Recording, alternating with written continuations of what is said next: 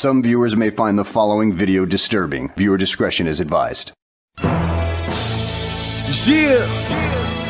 Perfect Plex Radio. We about to go live on him. Mike Knoxxx. That's with 3 X's cause he's hardcore. Are y'all ready?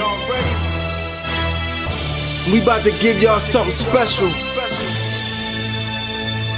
You ready? Let's go! At the money, now you're all what you getting in. Perfect Plex Radio, got them listening. Mike Knoxxx, from Cena to The Rock, or whatever wrestler is hot. News and interviews, just a one-stop shop. Matter of fact, let me give you more choices. You could call in and be the voice with the voiceless. So what you waiting on? Let's get it cracking. Let's talk wrestling, that's enough rapping. Perfect Plex Radio. Simply, we about to give y'all something special. You ready? Let's go! Let's go, fella! Look, my voice ain't even there like you normally is. Listen, guys. I don't know about you, and I don't know what you come to do, but in the words of Kid and Play, I come to clap my hands. I come to stomp my feet. Welcome to the WrestleMania review, the final review show with your tribal chief of staff, Mike Knoxxx. And I am going to be joined by the team today. I got the best of Smackdown.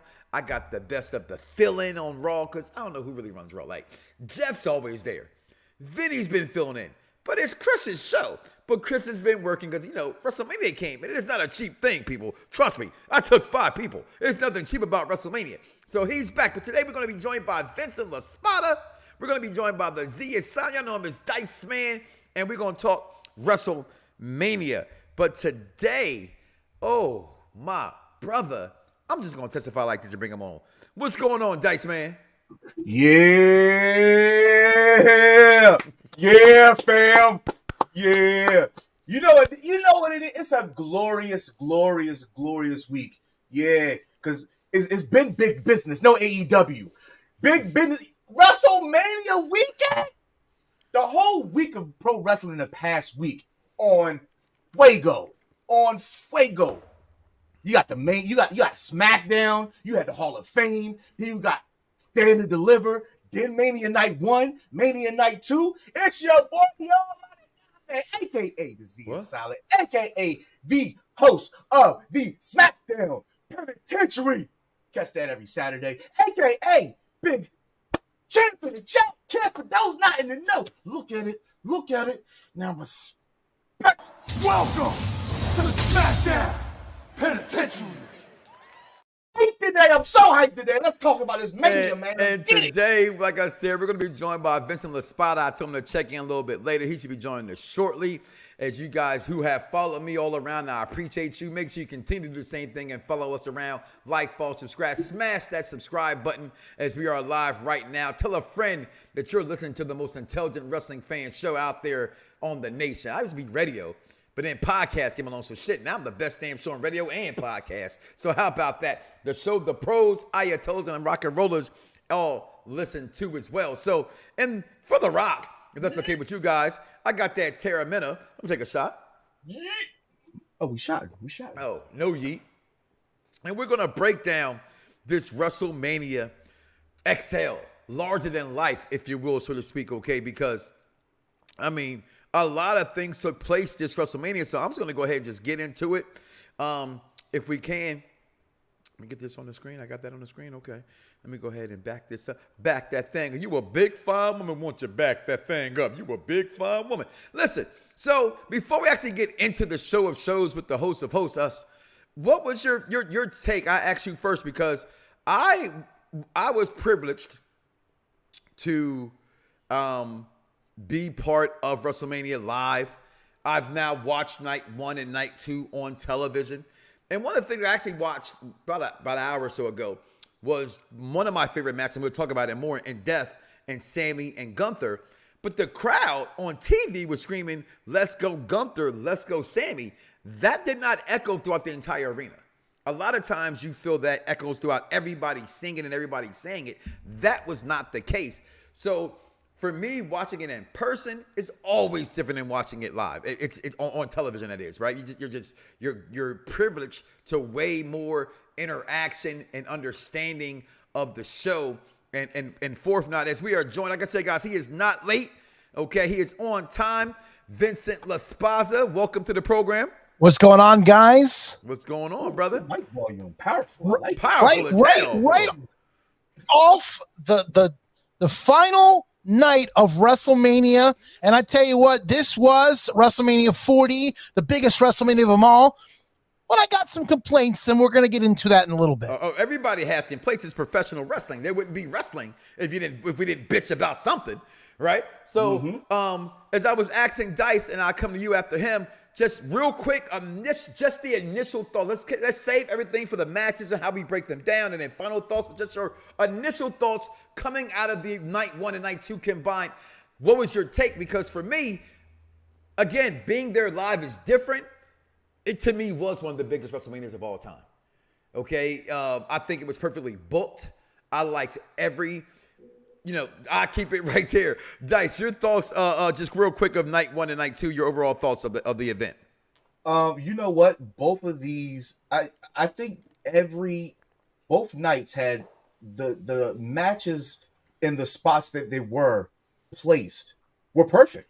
Mm-hmm. Like, I don't think that every single match gave you, I'm ready for the next match. I'm ready for the next match. I'm ready for the next match because my adrenaline is pumping off of the action that I just watched. And it wasn't like, oh God, I need to see the next match because this is horseshit, right? Like it literally did what, Triple H spoke about in press conference. Night 1, that was nice little appetizer, pre-entree, right? But then night 2 was the full main course ciabatta. It gave you the rest of your entree plus Jello on the side with some cheesecake.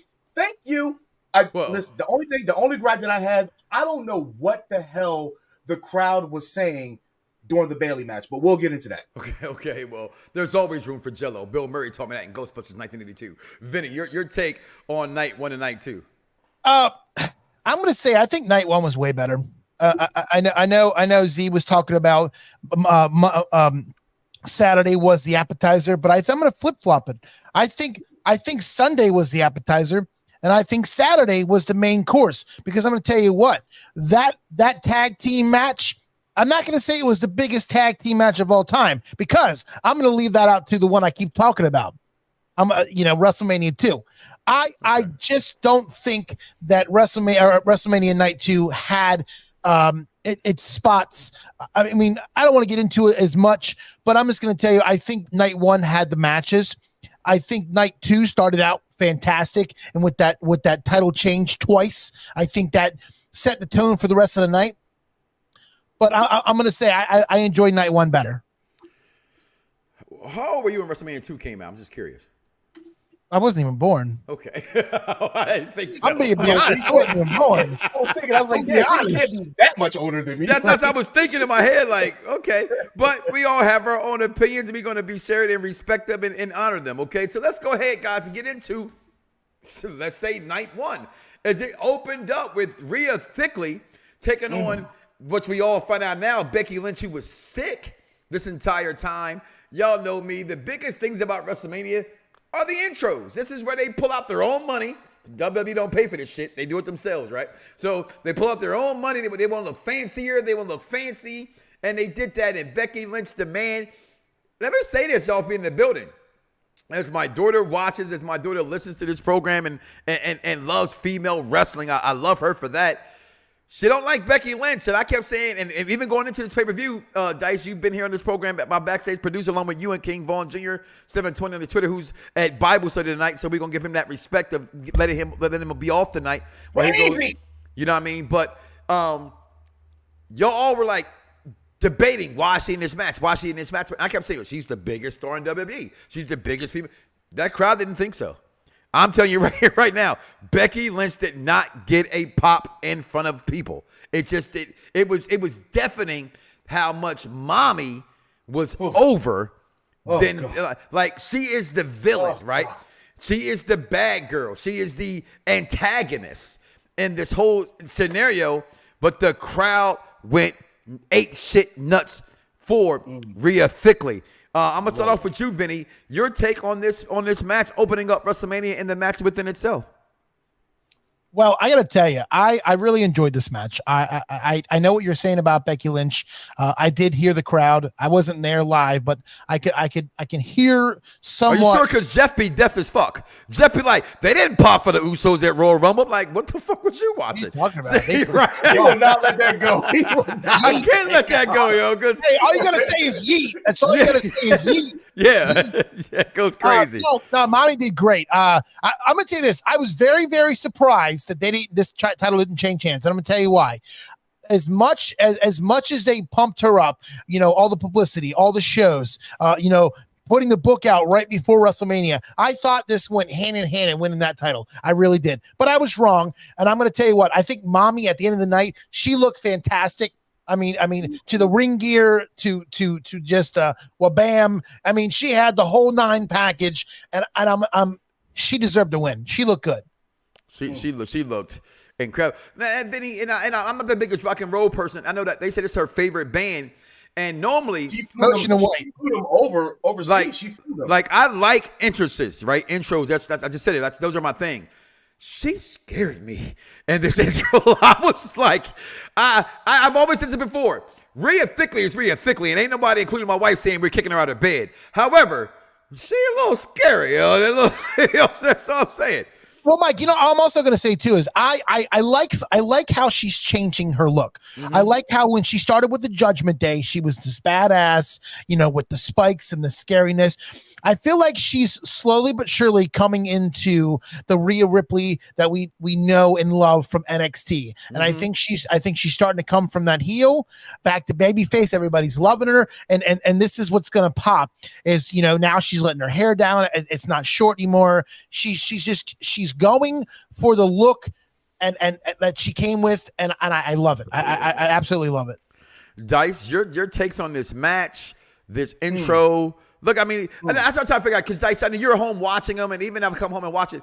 What was her representation in this intro? Because all I see is still I'm looking at He-Man vibes in that era or that kind of thing. Or this is some Ozzy Osbourne shit.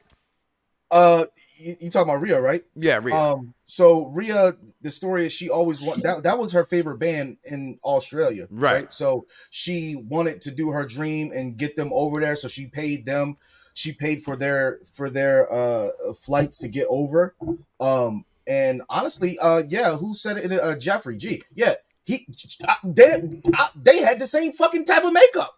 The fucking lead singer looked just like. She did. They did. What the fuck is this? Right? But I will say, I love when bands perform their songs. Right? When Orton had Motorhead, all that good stuff. Motorhead. Call the Personality. Don't forget Limp Bizkit did theirs.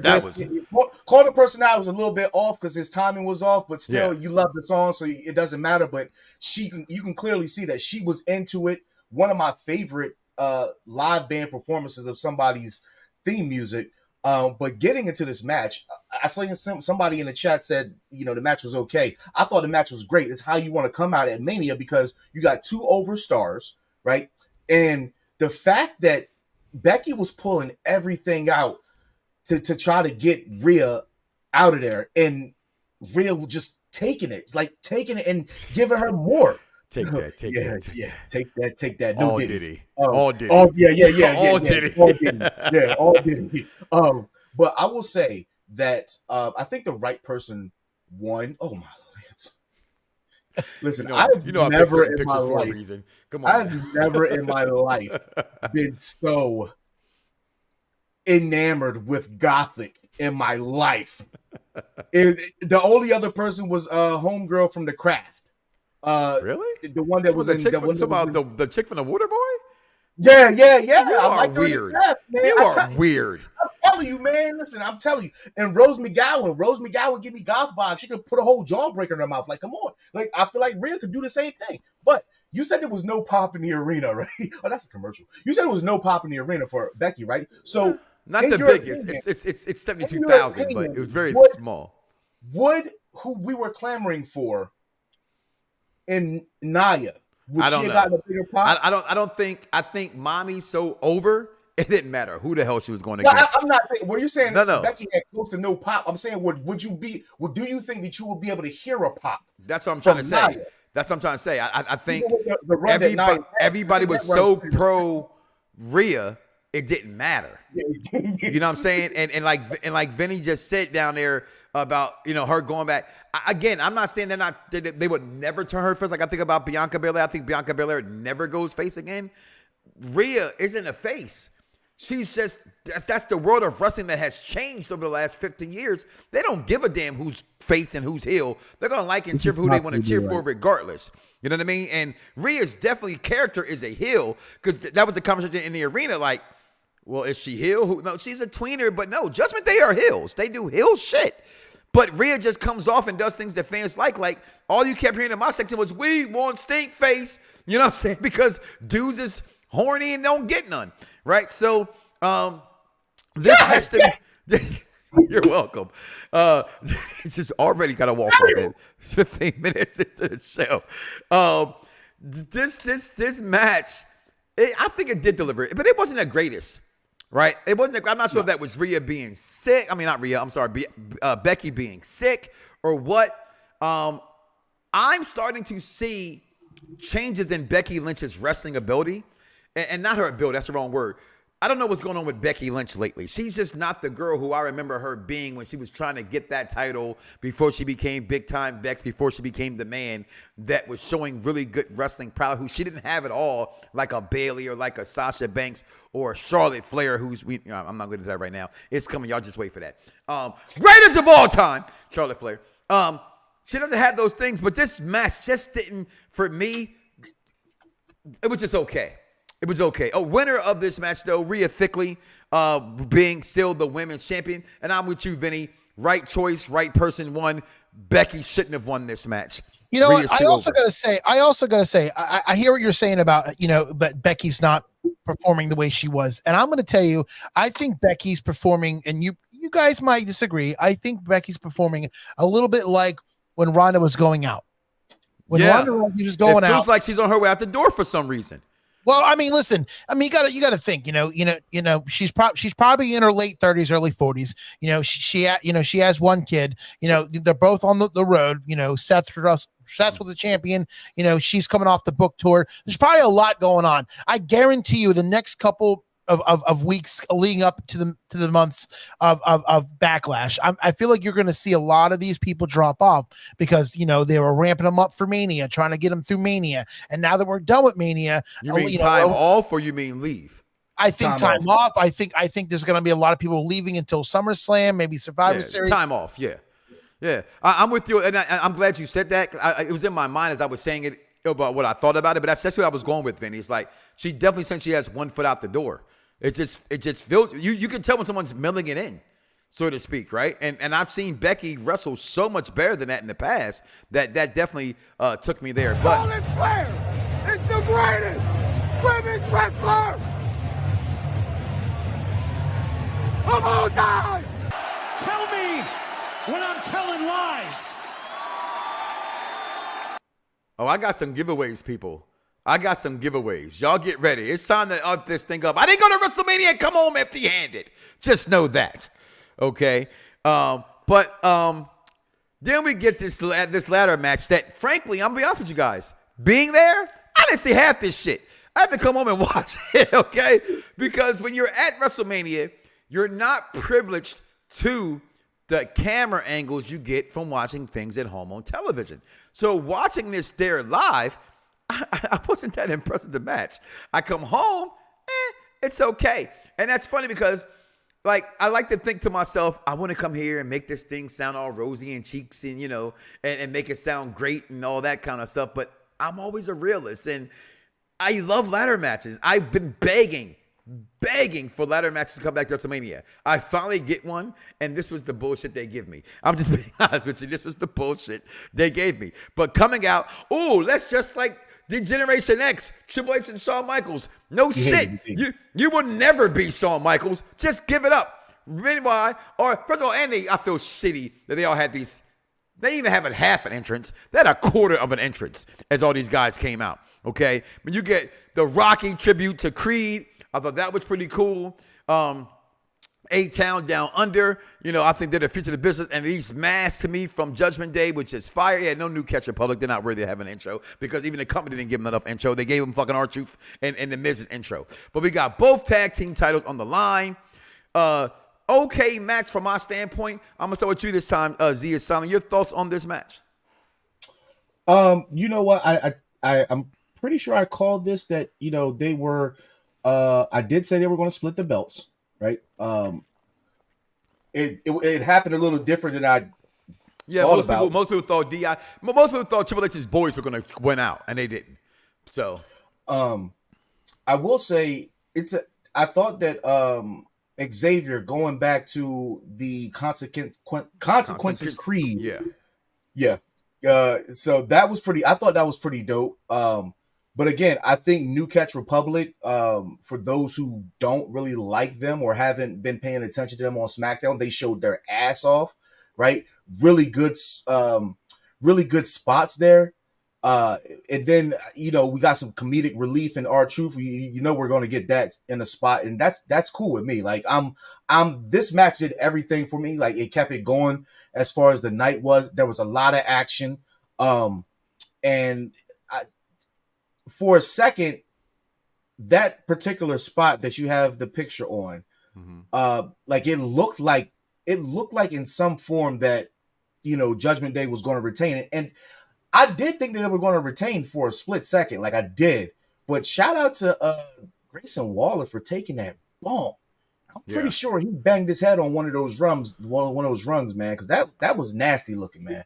But I liked this match. I thought it was great placement on the card, and I thought it did what it was supposed to do. Like we've been talking about these tag teams, and there's at least 4 to 5, maybe 6 respectable tag teams on each brand at this point in time now. So that was the right decision to break these up. You get to showcase these top tag teams, and then you still got other tag teams that have been waiting in the wings, and then you still got another tag team in Street Profits that couldn't get in this match, but still one of the most respected tag teams. They'll get those SmackDown belts eventually. I'm gonna say like in maybe 2-3 months. I agree with you on that one. Real fast with this one, and it's just something that and Rhea Ripley's not going face anytime soon. She's just not. I'm gonna tell you why. Even under the Triple H's era, which I'm sorry, shit, that's what they're calling it now, Dice. I'm sorry. Have I not been calling that shit that since like, I don't know, SummerSlam? It's how they dress. Her makeup, there's nothing goth that's face. Fans can cheer her all they want to. She is a villain. She was a villain in NXT. She is a villain. She is a bad person. But the thing is, when she works for her. She's smart though, because if you notice, and I watch a lot of, press conferences, interviews. I mean, I'm at a desk all day, so I'm just listening. When she does her interviews with people, there's no Judgment Day type makeup. No. She literally shows her natural beauty, and I think that's what a lot of people like. She's naturally. But that has zero to do with. That has zero to do with what comes off on TV. No, I'm gonna interrupt you. I'm gonna tell you why it doesn't. That's different. When Vince shit, can I say his name? Fuck it, this is my show. They're going to be who they are in an interview, right? When you just watched Bianca and Tez, they were Bianca and Tez. They wasn't Montez and they wasn't Bianca Belair. They were who they were. That's what interviews are for. Wrestling right now is in a booming state where a lot of people they know what reality is versus the storyline is. When they're on TV, Bianca's bigger than life. Rhea Ripley in an interview needs to be who she is so people can get who she is, because you can't separate the two anymore. But when she's on camera, she's 100% a villain. There's nothing faith about her. My point is, if you look at a Seth Rollins interview, motherfucker's still dressing fruity as hell. Becky Lynch still got some outfit like that to go to Aldi's. Right? People think Aldi's people think Aldi's is like a hipster store. I'm sorry, I've been shopping at Aldi's my entire life. I've been going there. I'm sorry, they were Fruit Hoops and frosted dakes. No, we don't eat there. Okay, sorry. All right, let's go. Let's get back into this match with Grayson Waller and them. Z is silent. Your takes. I'm sorry, Dycez. Go ahead. You take over. It's just because you're joining me. I'm gonna say Vinny take over. Since you're joining me, I kind of thought it was still my job to do. So you got it. My bad. Go ahead. No, Vinny, when I'm talking, it's like I'm standing up, so this is more weird for me. Right. So your take on this, Vinny. Well, listen, I love the costumes at WrestleMania. That's what everybody looks for. You know, we wait all year long for the new costumes, the great entrances, and I think this match really outdid itself. I mean, between DIY doing a throwback to DX with Triple H and Shawn Michaels, you know, that was kind of cool to see how that played out. You know, the Judgment Day with the masks, you know, that kind of gave me like an Andrade kind of feel with some of those masks. You know, and then the moves in this match. I mean, I got to talk about one particular spot, and that's when Damian, I forget who he was up on the ladder with, but the ladder was breaking. Like on the one side, the ladder was breaking, and Damian Priest, he got halfway up, and he said, "Hey, listen, I'm getting off this, and I'm throwing it out." Because if he didn't see that ladder was going to snap, and everybody was going to fall down like a bunch of dominoes underneath of it. And I got to tell you, man, Grayson Waller and oh Jesus, now I'm. Austin Theory. Okay. They're kind of similar. They're a little bit similar. They're both cocky. You know, one has a show. One thinks he's better than everybody else.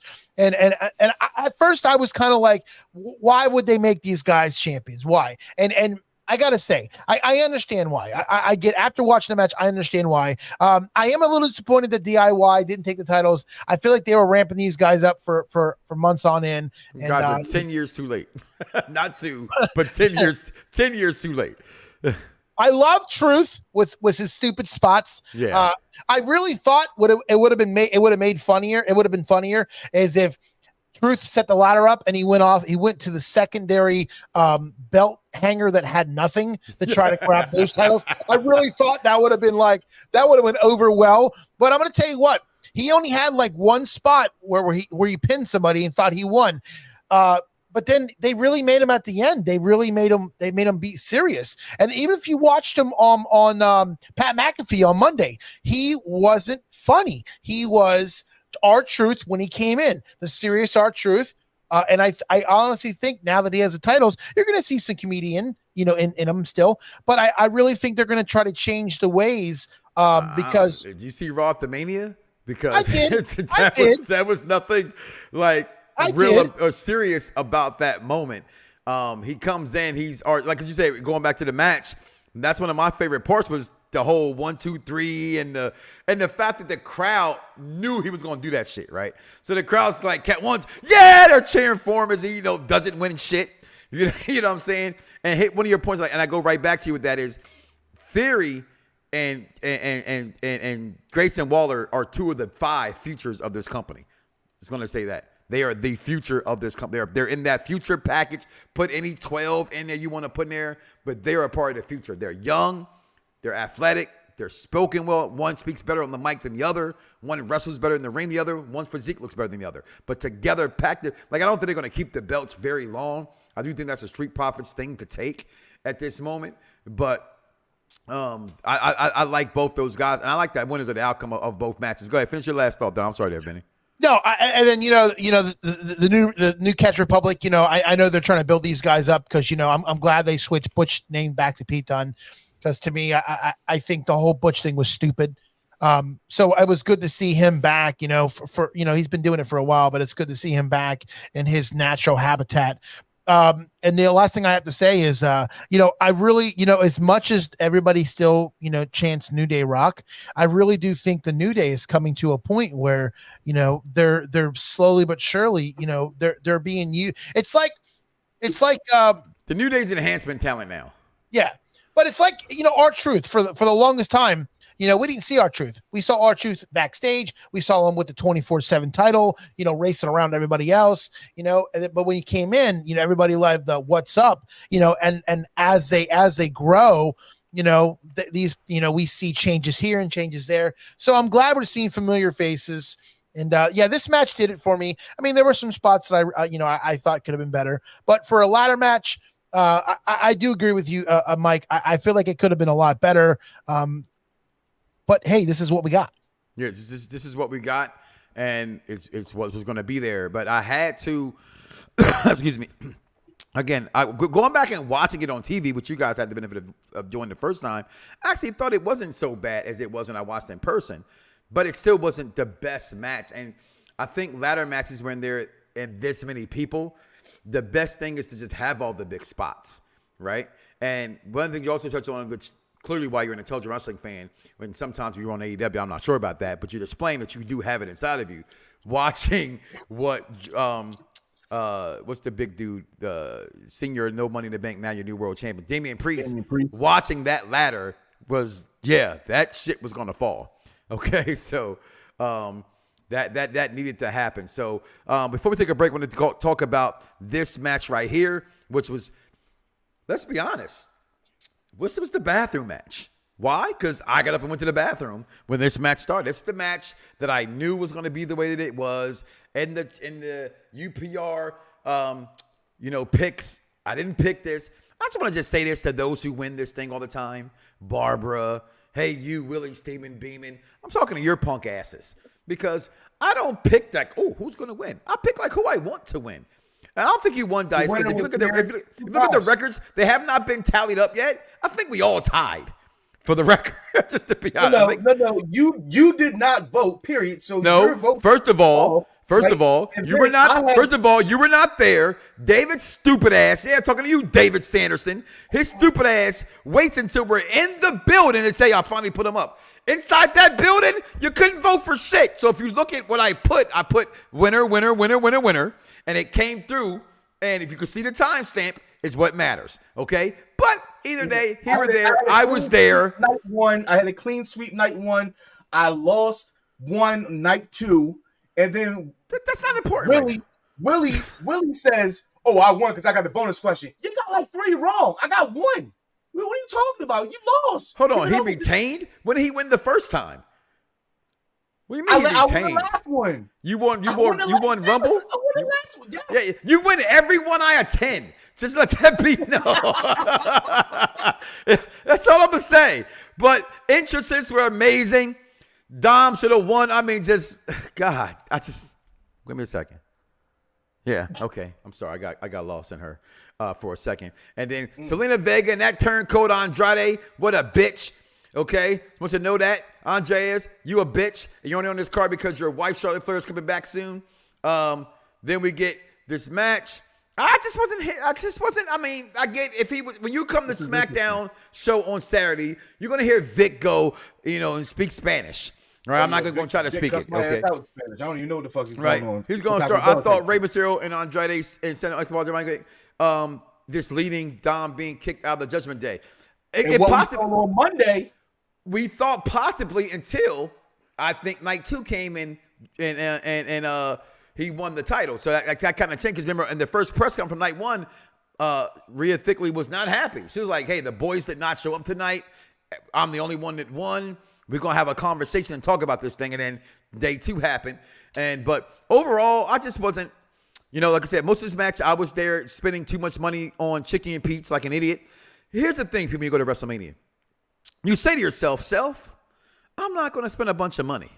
Then your ass gets around a bunch of people, and your dumb ass starts spending money. I want you to understand it's Lincoln Financial Field, the home of the Philadelphia Eagles. $18. Let's go. At $18 for chicken and peach fries, it only costs $9. First of all, fuck you. Second of all, I'm the idiot for this one. This cup by itself costs $5 in the superstore, but I was thirsty, Vinny. So this cup cost me $14. Where'd you get a cheesesteak at? Where'd you get a cheesesteak at in Philly? Come on, tell me. Listen, it's coming. Okay, I went to Max's in Germantown. Sorry. I got people who inbox me and comment, I went to Gino's. I went to Pat's. I should listen to you, Mike Knoxxx. I've been saying it forever. Those places suck. Those places suck. We know we're in the Orlando area where you got to go. LaSpadas. We support that all the damn time. And the turkey was good. But yeah, I ain't going to lie to you, Vinny. Man, this food was so good. My kids went to smack their mama while they were in the restaurant. Okay, wait, at Max's. Turkey cheesesteak? Out of what?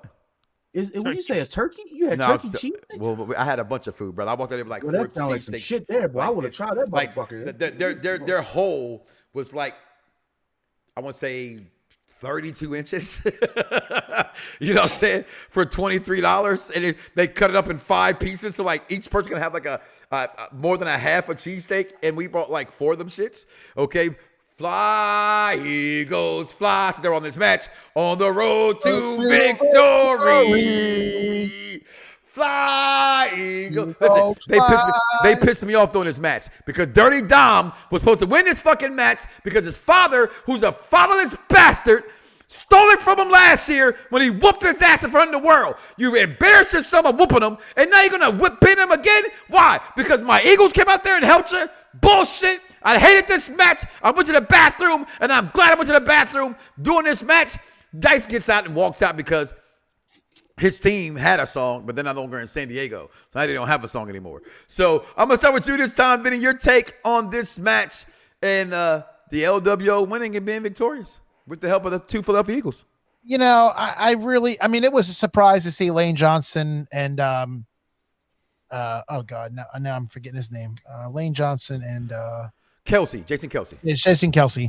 It was cool to see these guys, but honestly, you're right. I mean, if you had to pick one match of the whole night, this was it. I mean, there was a lot of offense.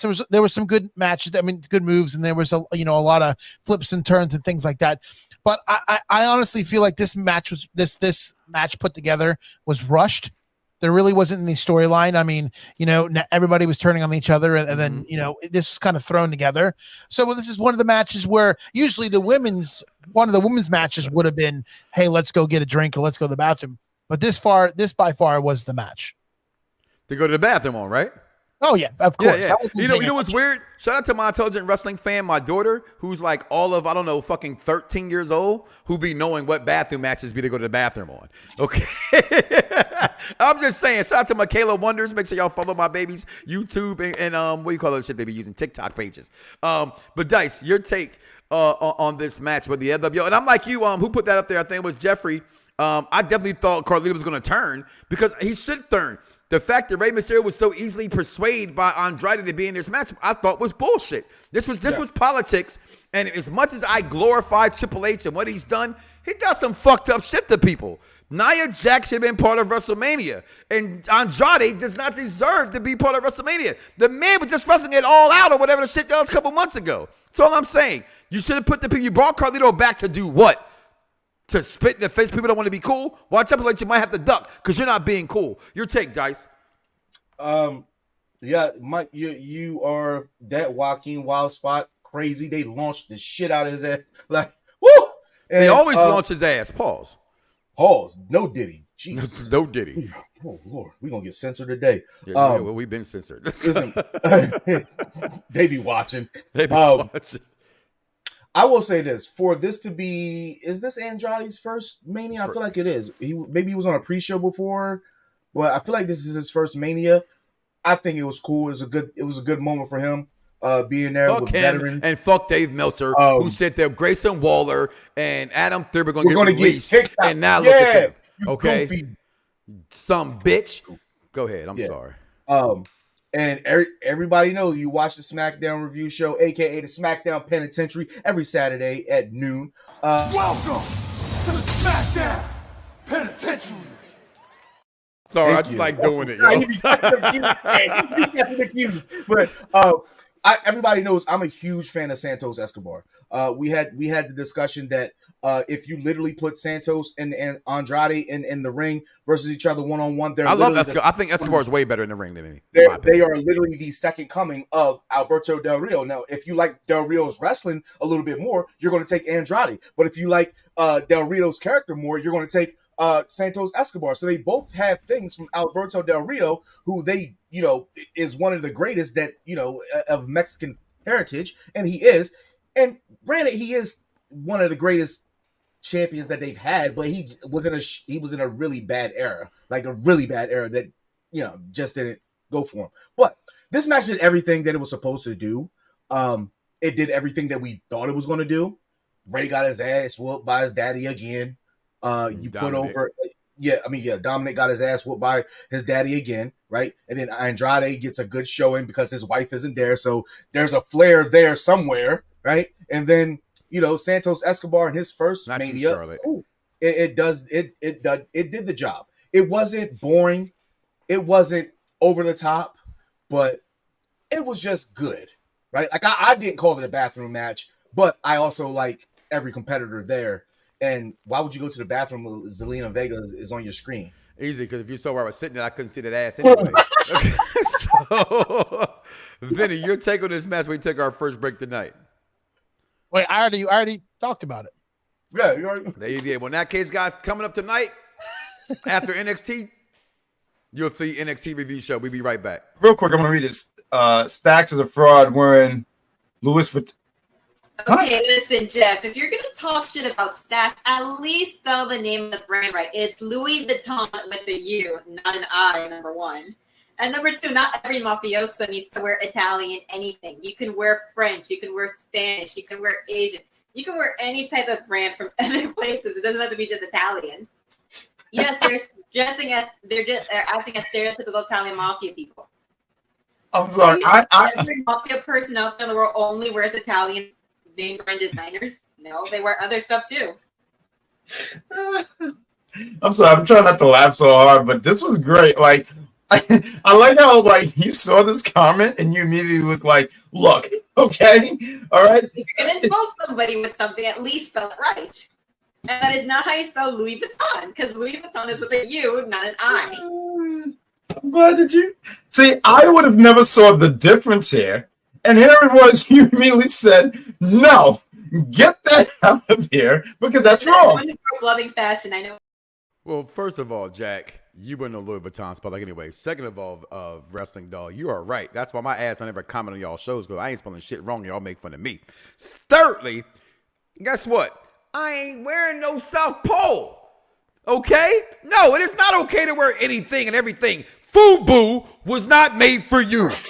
That's all I'm going to say. Okay? And yes, I still wear Tommy Hilfiger after he told me point blank, period. I don't make these clothes for your people. Damn it, Tommy. It's okay. I still wear them shits anyway. But You still wanted to have Tommy Hilfiger, but you wouldn't say Hulk Hogan's name for a whole 2 years?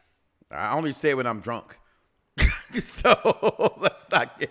Listen, I had a chance. This how much you know. I'm gonna be you're gonna be mad at me right now. A little side story about WrestleMania the world. Got in to go see Rhea Ripley. It was too packed. We couldn't get in. That's how I got all this other free merchandise from WWE. They made up for it by giving me a whole bunch of other free things. But I could have went and seen Hogan. And Willie was like, "Yo, Hogan's over there. Let's go see Hogan." I said, "No." He said, "I'm trying to go see Hogan." I said, "Go." I wasn't trying to go. So did he go over there? No, he didn't go. Willie he was hanging with the fam. You know what I'm saying? My family's awesome. You've been to us when we watching wrestling. You know how we get down. You saw some of the pictures. But let's talk about this match that I want to really get into a little bit right here, guys. Because a lot of people, what's going on, Charmaine? A lot of people didn't like this match. I've watched this match several times. Okay, I'm not lying when I say that. Like, I haven't watched all of Mania. I've watched this match 3 times already. Okay, so that's a few, not several. A few times. Yeet, first of all, everywhere you went, somebody was yeeting, and my black ass was screaming no yeet until I started losing my voice and realized how much easier it is to just say no every time they say yeet. And if you flip it, who did it first, it was coming off like no yeet. My son, y'all saw how he is. He got it. There's like a consultant's face all night too when we lost. Shout out to my kids for just being as awesome as their father. But you know what? And while I'm there, shout out to my family, and especially my kids. And guys, this is personal. You know this, and people who don't know, I always bring y'all into some of my world. My kids were awesome this week. Just flat out. I was so upset that I wasn't able to be there. Flat out awesome. Kids make me love wrestling. To look at things from their eyes and their perspectives. I saw Steve bring his kids to wrestling, and it melts my heart. Like, I'll be 49 years old this year, yo. I'm doing this for my kids at this point and looking at it through their faces. But we get brother versus brother. This is one of the best photos I've made, so I keep it on the screen all the time. That's why I keep using it over and over, because I just don't know if I can ever duplicate how dope I think I made this picture. But we got yeet versus no yeet. But Dyce and Vinny, most people, and I hated this match, and I keep watching, like, well, did I miss something? Like, am I missing something? Did people not understand? Hashtag Where you at, Michael Smith? Wrestling is storyline. Hashtag death to dirt sheets. This match had story. They're twins. Identical twins. Born 9 minutes apart. I am no longer my brother's keeper. No longer. What was there not to like about this match? It was a mirror image of one from the other. One kicked, the other kicked. One punched, the other punched. One got woozy, the other one got woozy. From the womb to the tomb, to me, it wasn't the best match of WrestleMania, but it was one of my favorite matches of WrestleMania. From the entrance, and a couple weeks ago, I've been saying it for a while, he is the second most over wrestler in wrestling. I take it back, people. And Cody Rhodes fans, you can S my D, because you're wrong. Jey Uso is the most over man in the WWE as far as faces are concerned. You have not seen the likes of a crowd doing this since the Yes chant. And shout out to WWE for being smart enough to have him do this, because it has replaced the Yes chant. Because he's been doing this shit for years. They wasn't rocking when he had the face paint on. He was doing it for years. For years. Y'all wasn't with the Musa Mu. Musa Mu. Hold on, you down here. Hold on, you know I've been down since day one. This is why I got the shirt, motherfucker. Okay, but this match, to me, I felt it delivered on everything except for the greatest rapper alive line. Because like my whole section was like, Biggie, Tupac?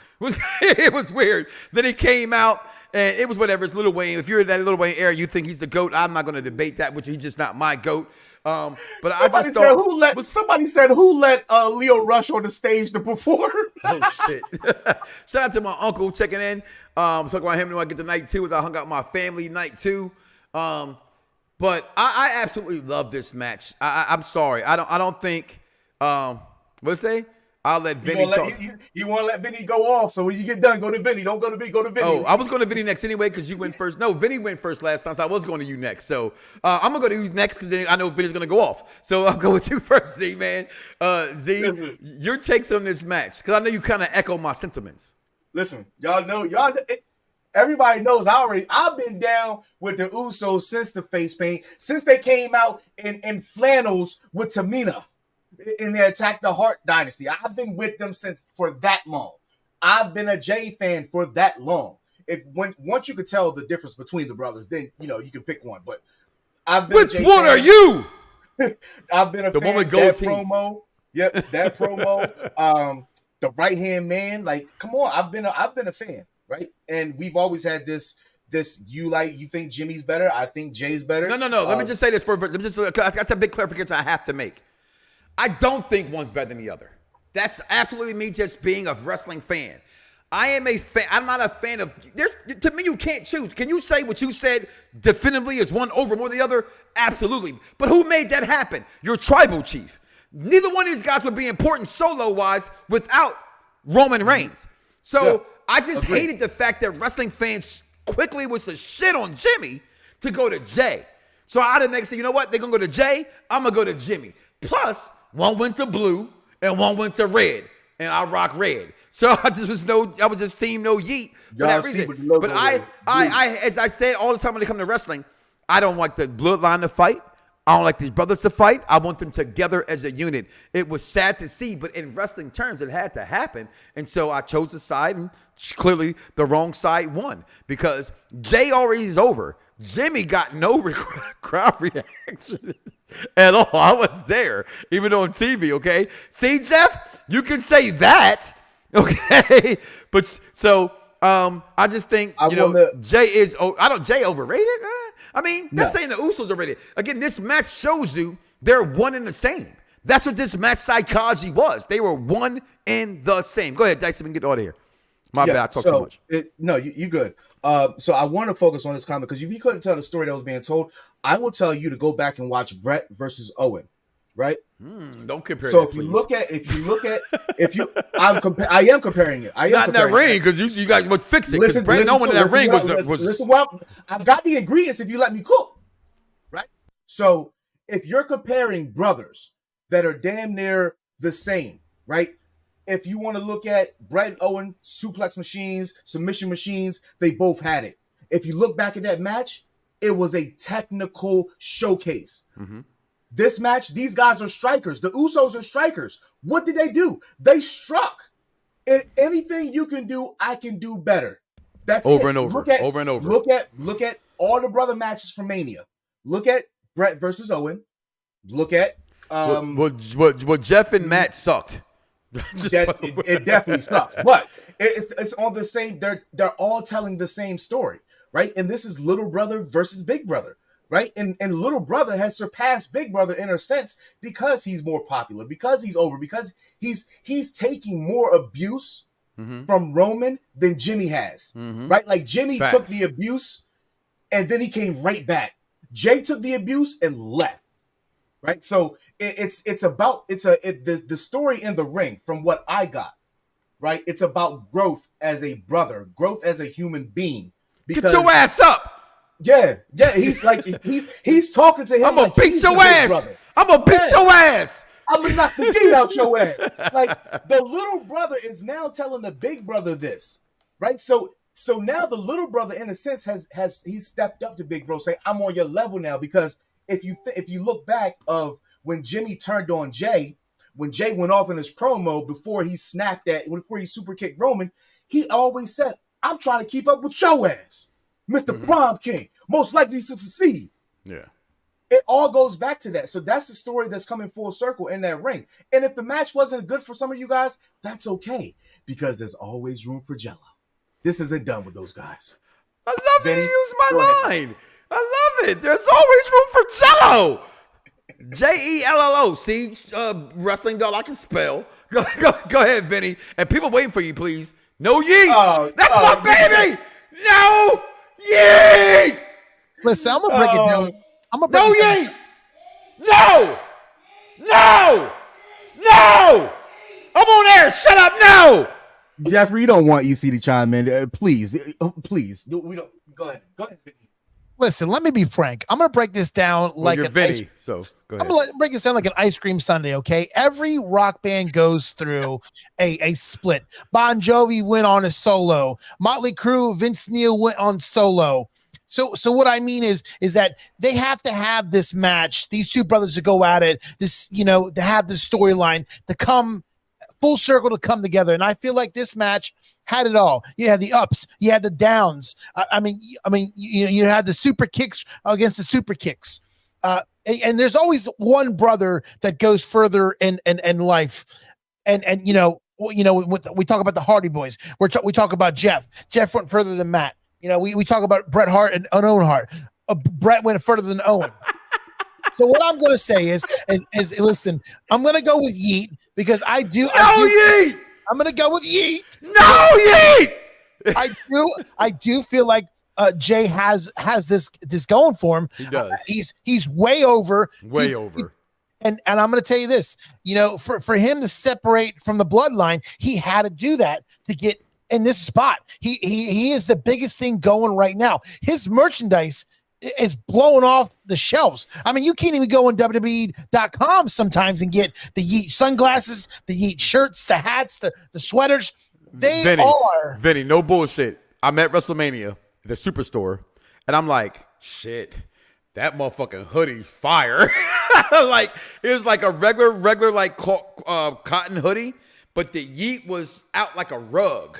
I don't know what kind of material, but it was like, coming off of the shirt like a rug, and I was this close to buying that bitch. It wasn't $65, but we all know if you spend way more money, just wait till tonight or tomorrow, y'all. That should be 50% off. Go ahead. Oh yeah, I'm gonna get it all too. Yeah. Listen, I'm gonna get it all because you know what? When I did my WrestleMania watch party over at Friendly Confines, I was giving away merchandise, T-shirts. I was giving away copies of 2K24. I'm mad I wasn't there to get that damn chicken they be having. Well, Friendly Confines. Listen, I got SummerSlam coming up. I got 4.5 months to prep for that. So I'm throwing a big SummerSlam party and be giving away a bunch of WrestleMania merchandise. I think I might even give away a belt. I'm not too sure, but listen, if my cards play out the way I wanted to, I might be getting a belt donated to me and I'm going to give it out. I'm going to do a raffle for it, but I'm going to tell you what, this match, it had it all. people were on their feet for this match, and there are the haters out there, yeet, no yeet, whatever your preference is.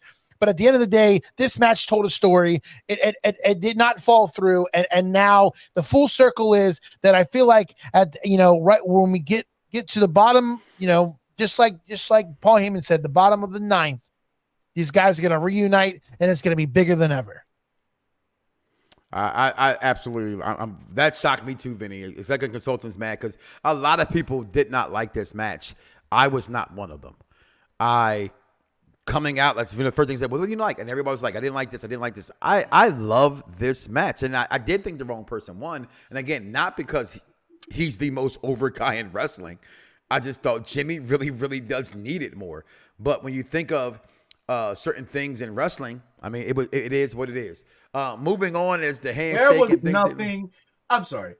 This is your show. What? No, there was fine. Executive consultant. There was nothing wrong with this. I need you to stop with the sour grapes. But you know what? I'm sorry. Did you not see his face? I'm sorry. I was at wrestling with him, brother. His face is not sour. That's just how that shit looks. Just for you, because I told you every single show that I'm on, I'm going to make it my business to get you some shine because you want to be in the comments.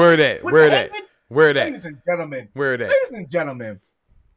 Unpopular review. $14.99. If you like to support the bogus thoughts that executive consultant $14.99. Listen, you can get you a $14.99 executive consultant executive contradiction shirt that says on the front, "I know it all." Executive consultant on the front, and then executive contradiction on the back. Well, I thought I did. That's the thing.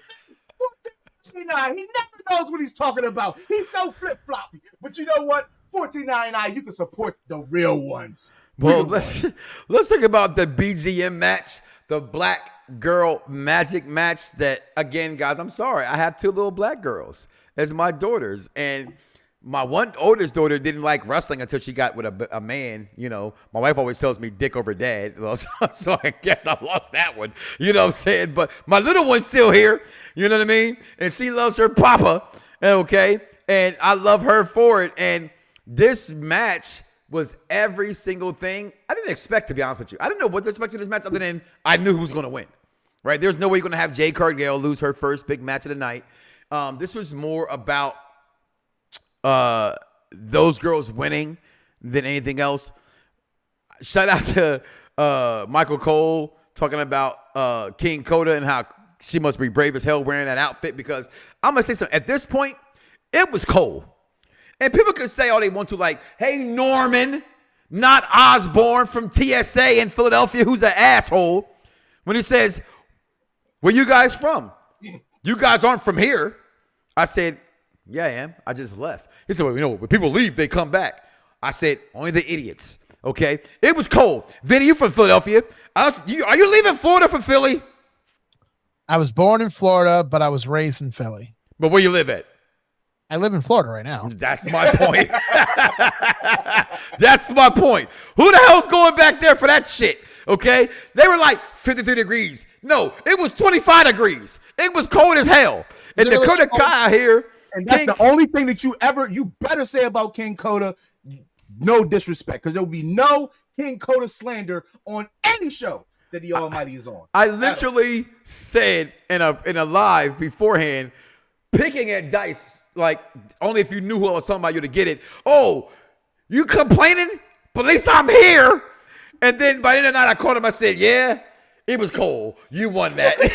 It wasn't worth it to me. I don't give a damn what any of you guys say. I was freezing, okay? I don't give a damn. I had a hat on. I had on layers. I refused to wear the same WrestleMania coat because everybody had the same coat I bought. Chalkline, I love you. I will always support you. But the fact that you guys are now big business and you're not so exclusive anymore, I got to be careful at what I buy, right? Because everybody has your gear now. And I didn't like that part. But this entrance was amazing. Can somebody I feel like I was watching like the best of like Mortal Kombat versus Wakanda Forever. I didn't know what the hell was going on with this entrance. Naomi over here looking like Lil Nas X. I ain't like it. I ain't, what the hell? Like I said, I thought there was a Raiden hat with, with a little bit of, Wakanda Forever in it. But these girls come out. They look. I'm just saying, like, I'm sorry. Like, if you don't get, if you've never had none, just pause the channel right now and go to the bathroom. It's okay. I don't understand. Come back after it's all said and done. But this match was in progress, and the crowd was actually cheering for Jade Cargill to get in this match. And I kept saying, for what? And I'm gonna say this. I gotta say it because I'm who I am. Jade Cargill is a star. But I heard somebody say, she's way better than Sasha Banks ever could be. And I damn near threw up. Let's not act like because CEO went to AEW and fucked up the bag. But did she really? She got $3.1 million from AEW. Okay? Wow. What did it say? I just saw a post that said Roman Reigns said that his leukemia has never been gone. He had a press conference. If it's actually there. Yeah, but he had a press conference that said his leukemia is never gone. He has to live with it forever. But Jade Cargill cannot lay Sasha Banks' boots inside that square circle. She looks like $1 million. She is $1 million. Wrestling's about, at least WWE wrestling is about how you look. Larger than life superstars. She's all that. But let's not get it confused and say she's a prowess in a wrestling ring. There's a reason why they've held her out for as long as they've held her out. And then she only had the small amount of matches or in-ring action she had. And AEW was no different. You think, oh, because she went to the Performance Center, she's supposed to get better, this, that, and the third. She didn't. She didn't. She's the same Jade Cargill we had in AEW, and it's a shame. But Bianca Belair was there. Naomi was there. Asuka was there. It's a shame that Asuka had to have a... I found out Asuka's winless at WrestleMania. That's kind of sad. I'm going to start off with you this time, Vinny. Your thoughts on Damage Control taking on the Super Friends is what Corey Graves referred to them as. Well, listen, before I get into this, I just got to tell you, I got 2 shirts debuting this Wednesday on AEW Dynamite. I got my flocking t-shirt coming out. Ah, what is flocking? And I also got a bunch of mooks. I got those t-shirts on the way. So Wednesday, I'm going to be revealing the t-shirts. If you want to buy them, I'm going to have a link for you. You can purchase them there. But I got to tell you, this was like DC taking on the Marvel crew. This is what I look at. This is Street Fighter taking on Mortal Kombat because hold on. I'm talking about the way they dressed. It was kinda, I feel like it was a little throwback to like a Mortal Kombat on one end, and then you kind of had like a Street Fighter on the other. But the match to me, it flew. I mean, it went nicely. There were good spots. There were bad spots. They did not disappoint with this match. But at the end of the day, we all knew that Jade Cargill wasn't going to come into the match right off the bat or into WWE and lose a match. We knew this. And at the end, Damage Control, they look really bad, both night 1 and by night 2.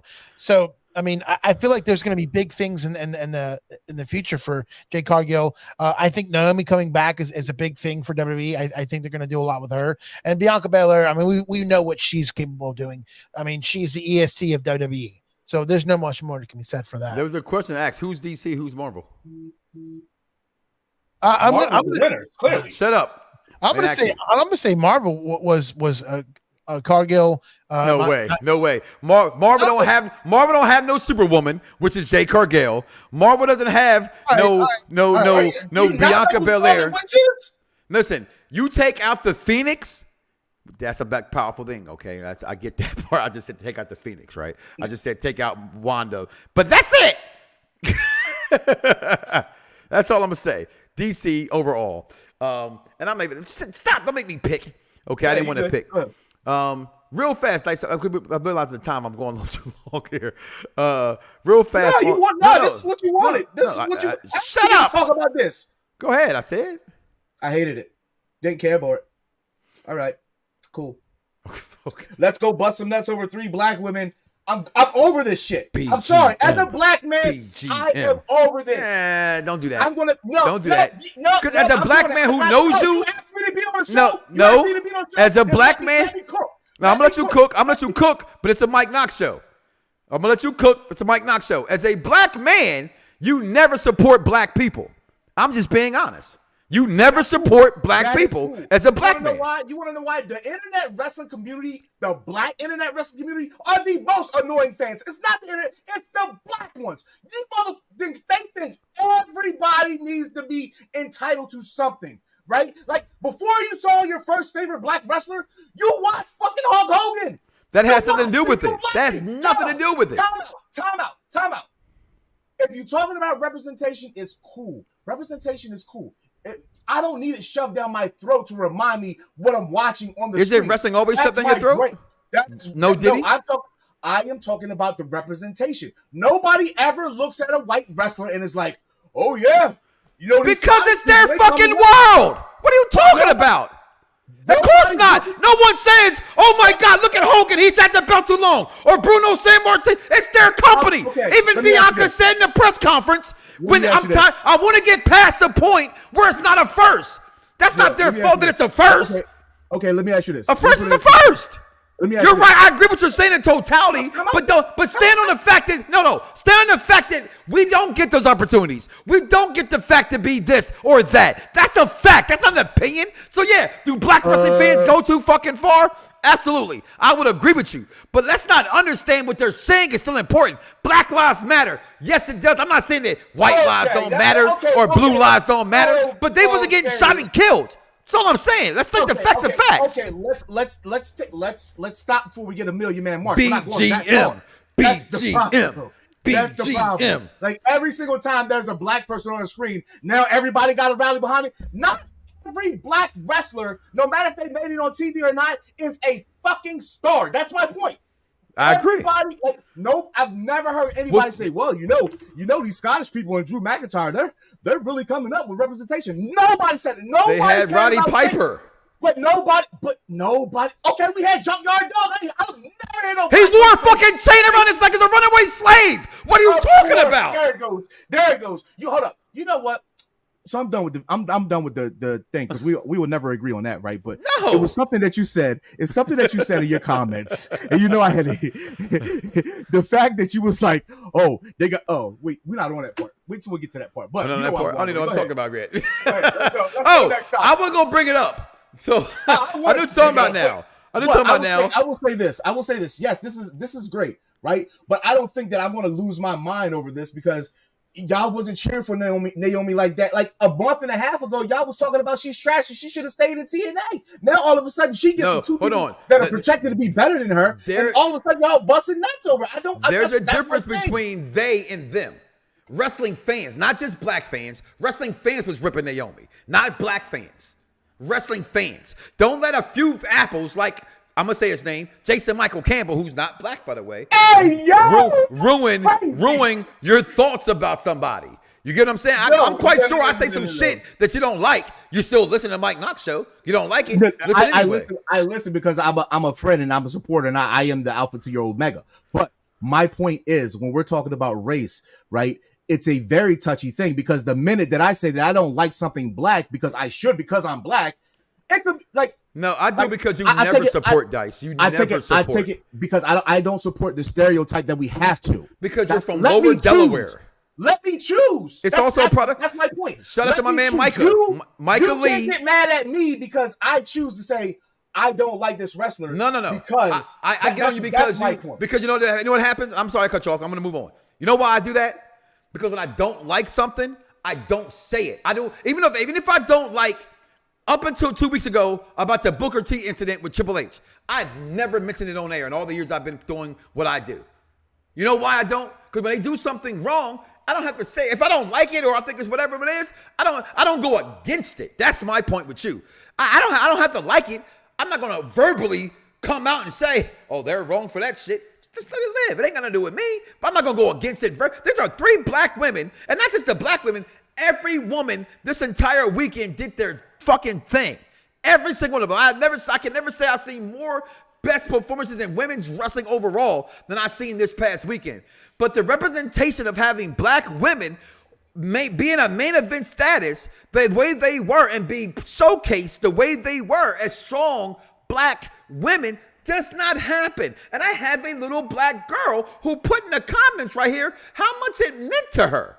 So that's why I stand 10 toes on that shit. because it's not an everyday thing. Mr. T wasn't loved by blacks because Mr. T wasn't representing blacks. But even then, Penny's a fool. But even then, I didn't rip it. I'm not gonna rip him.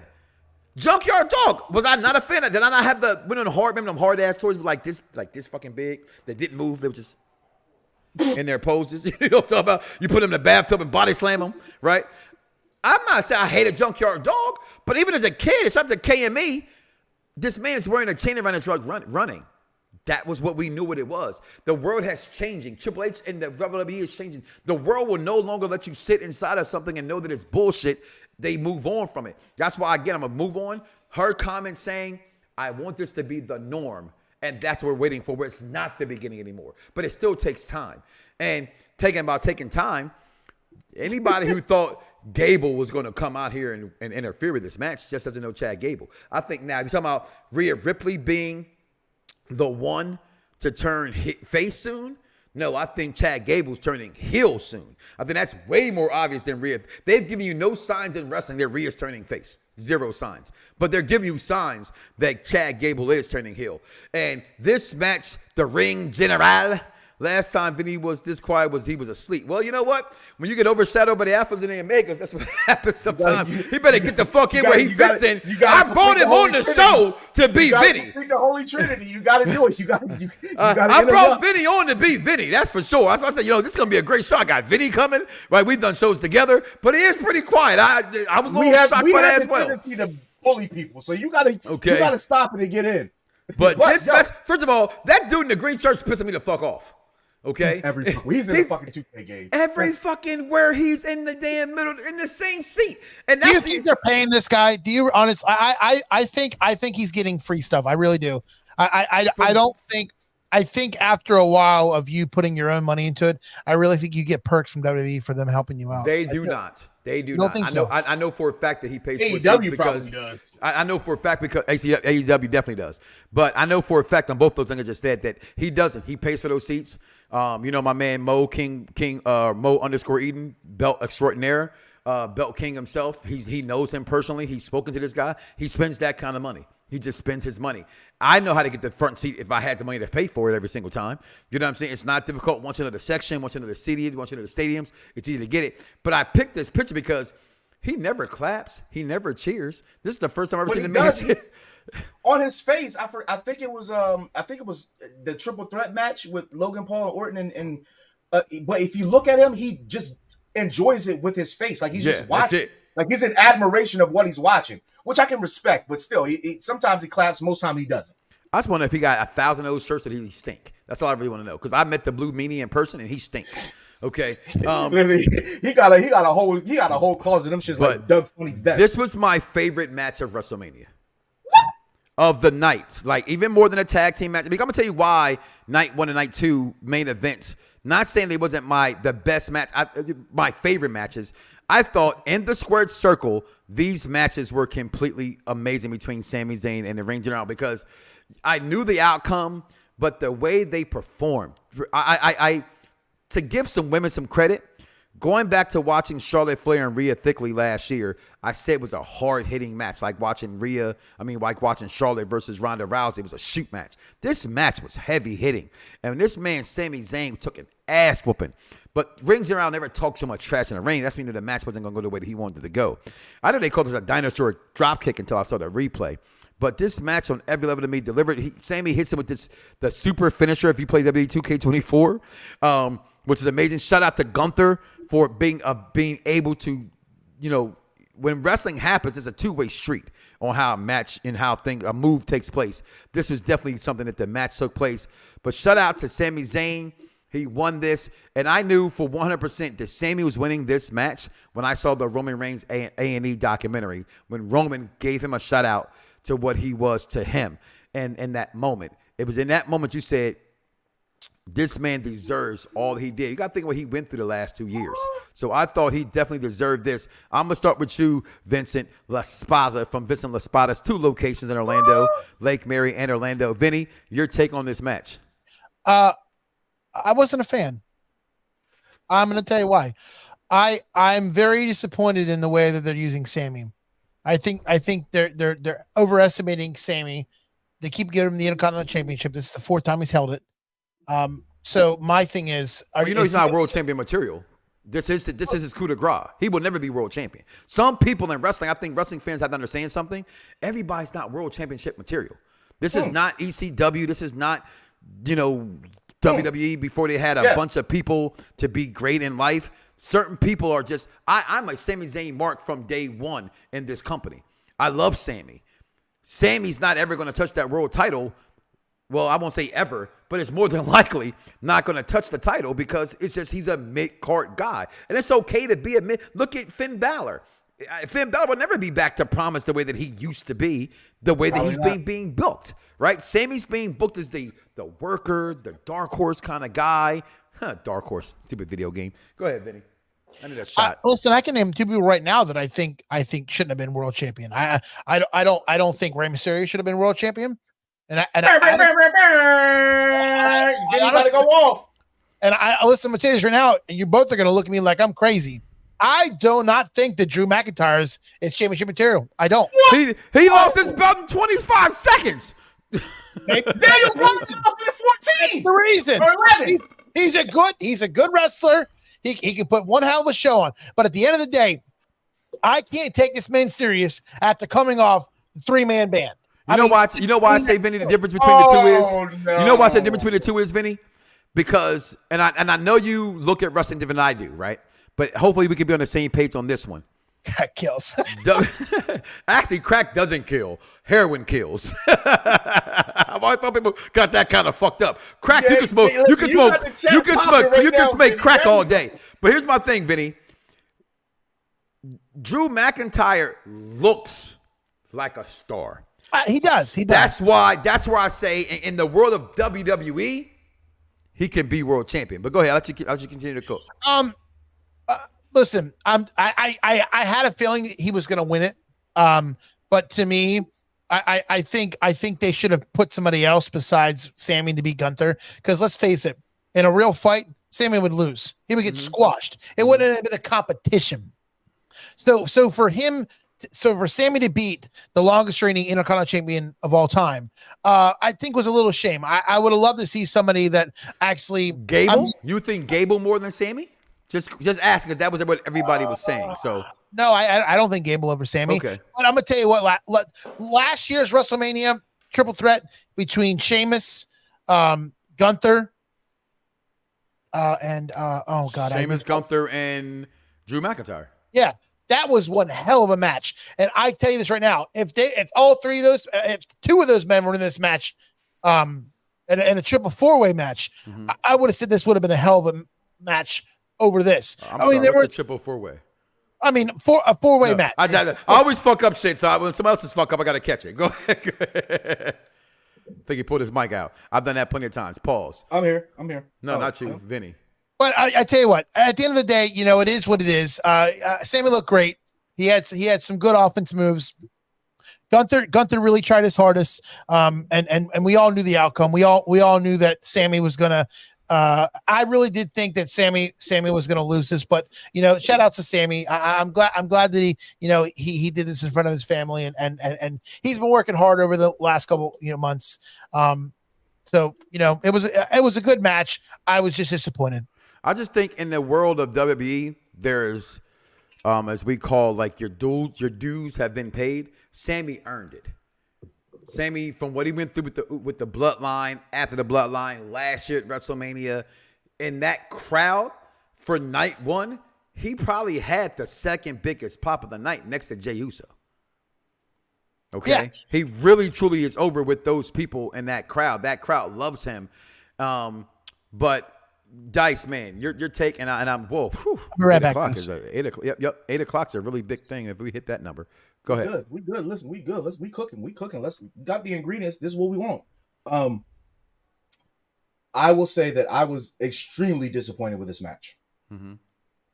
I get it, right? Like you watch most Manias, and I've watched every Mania for the past week and a half with maybe like 3 Manias a day. Yes, it is. Starting at like the mid-teens to get to, in which my calculation was off. I didn't get to 39, which I'm so pissed about, right? But I will say that Gunther wrestled his ass off, right? That's the biggest understatement I've heard in my life. Gunther ain't never wrestled his ass off, but go ahead. Well, okay, he performed his ass off There in this you go. match, right? He performed his ass off in this match. He played to his character. He played to his character's strengths. And the disappointing part about it is looking back at it, because I watched this twice before I want to come on with this take. Right? And because the initial reaction is always just, it's quick, it's whatever. And going back and watching it, Sammy didn't provide very much offense until the end, but this had me in my mind. I'm like, so you take a guy like Gable, who really wrestled his ass off in the match, really showcased his talent in the match, kept up with Gunther every step of the way, and he loses, but Sammy does very less than Chad Gable, and he wins. And it like, for me, I just cannot get down with it. I did not think that they even had the right person. I think that the crowd was right when they were disappointed with Sammy. The crowd was right. I'm talking about Monday Night Raw. You didn't let me finish. So there was so watching that, it was a lot of groans in the crowd because wrestling fans think they know everything. I mean, yeah, we do, but at the same time, it's like, we're talking about people that deserve it, right? Gable, he equally deserves it. So they could have put this as a triple threat. I don't think Gable earns it or deserves it more than Sammy. That's my thing. I'm not going to deal with what you're saying because, and we talk philosophies in the ring all the time. And I know you're more of a ring guy than the storytelling kind of thing. Again, companies, right? And I know you are a WWE head coffee pourer, but also know you come from the WCW world and TNA world of wrestling fans. Fandom, right? So in the WWE world, story wins all the time. Yeah, because it's a performance. And in that match, the match was booked. I'm beating your ass. I'm beating your ass. I'm beating your ass. But you're kicking out. I'm beating your ass. You're kicking out. I'm talking shit to your wife. When that man starts spasming on the mat, I was like, oh shit, it's over. Are y'all watching Sammy? Are y'all watching Sammy? I thought it was beautiful. And I love Gable. You know, I've interviewed Gable. I'm a big fan of Gable. This match, again, it was a year and a half in the making that he earned this match. And he earned this win. And 4-time champion or not, this is as far as you're going to get with this guy. I get it. But the backstage, the interaction between Gable and Gable looks at him and he says, don't forget, you owe me a favor. Yeah, that's because right? I want that match. Yeah, he wants that match. Yeah. Which is fine. So with the landscape of WWE changing because of Roman Reigns has had it in a chokehold for the past 4 years, right? Now I don't think so. To build off of what Vinny was saying, that he didn't see somebody like a Drew McIntyre as a champion. Definitely Chris, you might want to get him a straitjacket to get him to those rehab services, because the man looks like a sculptured action figure, fresh out the rip me out the package. I've been acting brand new, right? It's very and I can see why. And I seen EC put Jack Swagger and Jinder. Yes, I saw right? it earlier. Yeah, you look at Jinder, and Jinder really looks just as big as Drew Paul's. Right, but he's the Indian version. He's the Indian version of Drew McIntyre. Like, he looks like money in an Indian version. So you gotta kind of go. You gotta kind of play to that. It's about looks. WWE has always been about looks, which made it such a big deal when Mick Foley won the title all those years ago, right? Because he doesn't look in their identical mind of being world champion. Daniel Bryan doesn't look like their ideal champion. Kofi Kingston wasn't their ideal. Bobby Lashley. He looks the deal. You know what I'm saying? Kofi kind of doesn't. The dreads, the sneakers, no, that wasn't their thing. But again, I thought Sammy deserved to be here again off a storyline alone. And it was a great emotional moment. And before I move on, that's what Mania is. I love what he said about looking in person, because that's why I can't get with Hook. I look at Hook like I must believe that he's a badass. I beat the shit out of Hook. You can't. You know what I'm saying? Yeah. And Gunther, you kind of got to be like, well, hold on. He was really fat, and he did that. What he might do to me? You know what I'm saying? So you give it that. But Let's move right here. I will acknowledge our tribal chief, Mike Knoxxx. I love when he comes in the party, boy. I tell you, thank you. Right here, this match. Oh, I got a hot take for this. Listen, because night 2 gonna go by real fast. I'm gonna let y'all know that right now. So we get to the main event. we gonna be sipping through night 2 real fast. So we get to the main event. But wow, entrances can't be. You know what? It dawned on me, and I want everybody to forgive me when I say this, but it's the Mike Knoxxx Show. Please like, follow, and subscribe to not just the Mike Knoxxx Show, but to Unpopular Review as well. We just got 3 more subscribers since we've been here on live. When I get to 1,000, I will give away a. No, that's something different. The jacket is 900. The jacket is 900 for the WrestleMania special edition jacket. That rhymes with bulk mine. Right. Thank you. When I get to 1,000, I will give away a wrestling belt. But today on the program, I'm gonna give a random person this Matt Riddle autograph hat that we got from Matt Riddle this past week to a random guest that's not named Christopher Harris because he works here. Just so you know. But please go out and vote. And this hit me this weekend, right, Dice? Because for the Slammies? I'm not a Cody crybaby. You know that, right? I've been a Cody Rhodes fan forever. I say that 1,000 times, guys. For those who are new to the program, I'm gonna say it again. His father's why I got into wrestling. HH is why I stayed. Okay, but Dusty Rhodes to me was that man was a white man with soul. And if you know anything about how my community, puts that into somebody, it's like, what's the guy? Blue Eyed Soul. It's always something that, they got soul. Just simple like, he got to have soul, right? He's so hip and so cool. He got to have some black in him, right? Like Larry Bird, Larry Bird's 100% a white guy. But he was so damn good in the basketball court. But he gotta be a brother, right? No, he was just a white dude, right? Cody Rhodes is my guy. But how this whole Homelander Republican push, it's just not for me. You know what I mean? And I realized that's where I'm kind of falling back from him. Not him, but the image of Cody Rhodes. But nonetheless, the crowd's going crazy. Whoa! My kids get on my damn nerve how many times they sing that damn song. This man coming out looking like a jackass because he is a jackass. You know why I say that? Because my song at WrestleMania Access, when it's called Access, he saw us and he dissed us. How you going to diss the Belt Kings? Fuck you, Seth. All right? But then my favorite entrance of all time, if y'all catch out the top 5s we do, was Triple H's Concubines entrance. Right? Is that the one where Stephanie does the intro for him? No, it's the Concubines. She was where he had all black. The four horsewomen. The four horsewomen carry him out.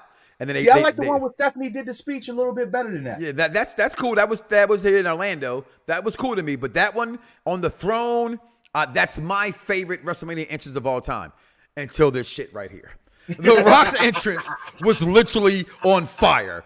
Okay? This man boss loading soon. Final. This shit was the greatest entrance in WrestleMania history to me and the best entrance in the entire weekend. Hold on, Mike. You put this over the one with the flamethrower The Rock did at WrestleMania. Oh, that shit was corny. Yeah, that shit was light on the way. Yeah, I hate the flamethrower. That shit was big booty ass cheeks. Yeah, quietly is kept. My second favorite entrance, well, now my third, was the Druids at WrestleMania with the fire. Taker's entrances at WrestleMania are historic to me. But I'm not a Taker guy, so I can't always go for Taker. You know what I mean? But that one at WrestleMania 20 would have had the Druids and the fire, and he walked. That shit was fire to me. But so maybe I just like fire, right? So the Rock's entrance was literally on fire. And its entrance, I just loved it. And then your tribal chiefs is why I got this rope, this on. Shout out to everybody who I saw at WrestleMania with the Ufalas on. That was the real ones, not the y'all need to step y'all fucking game up, yo. Do not try to cosplay and put on one of them motherfucking flower joints you get from the dollar store and say it's a fucking Ufala. Okay? It's embarrassing. Go to the goddamn florist and buy some fucking flowers at least. Okay? Damn, y'all some cheap ass people. But Roman Reigns, look at the entrance. This match, and you mentioned it earlier, Vinny. It wasn't the biggest tag team match to you because you said WrestleMania 2. I've watched every single WrestleMania there's ever been. It's been alive since the first one. There is not a better WWE tag team match. Not saying the match in itself, right? So let me rephrase it. Bigger. You got Cody Rhodes, arguably the new people's champ. You got Seth freaking Rollins, but the crowd just never stops cheering his name, and wrestling fans just truly love him, and he's the only wrestler that can get away with hurting somebody like he did to Sting, right? They can get away with it, and you still love him. You got The Rock, the most electrifying man now in the world, not in all entertainment. He says the world, okay? You got arguably, the greatest world champion of all time in wrestling history. Not the greatest wrestler, but the greatest world champion in Roman Reigns. This was the biggest WrestleMania tag team match of all time.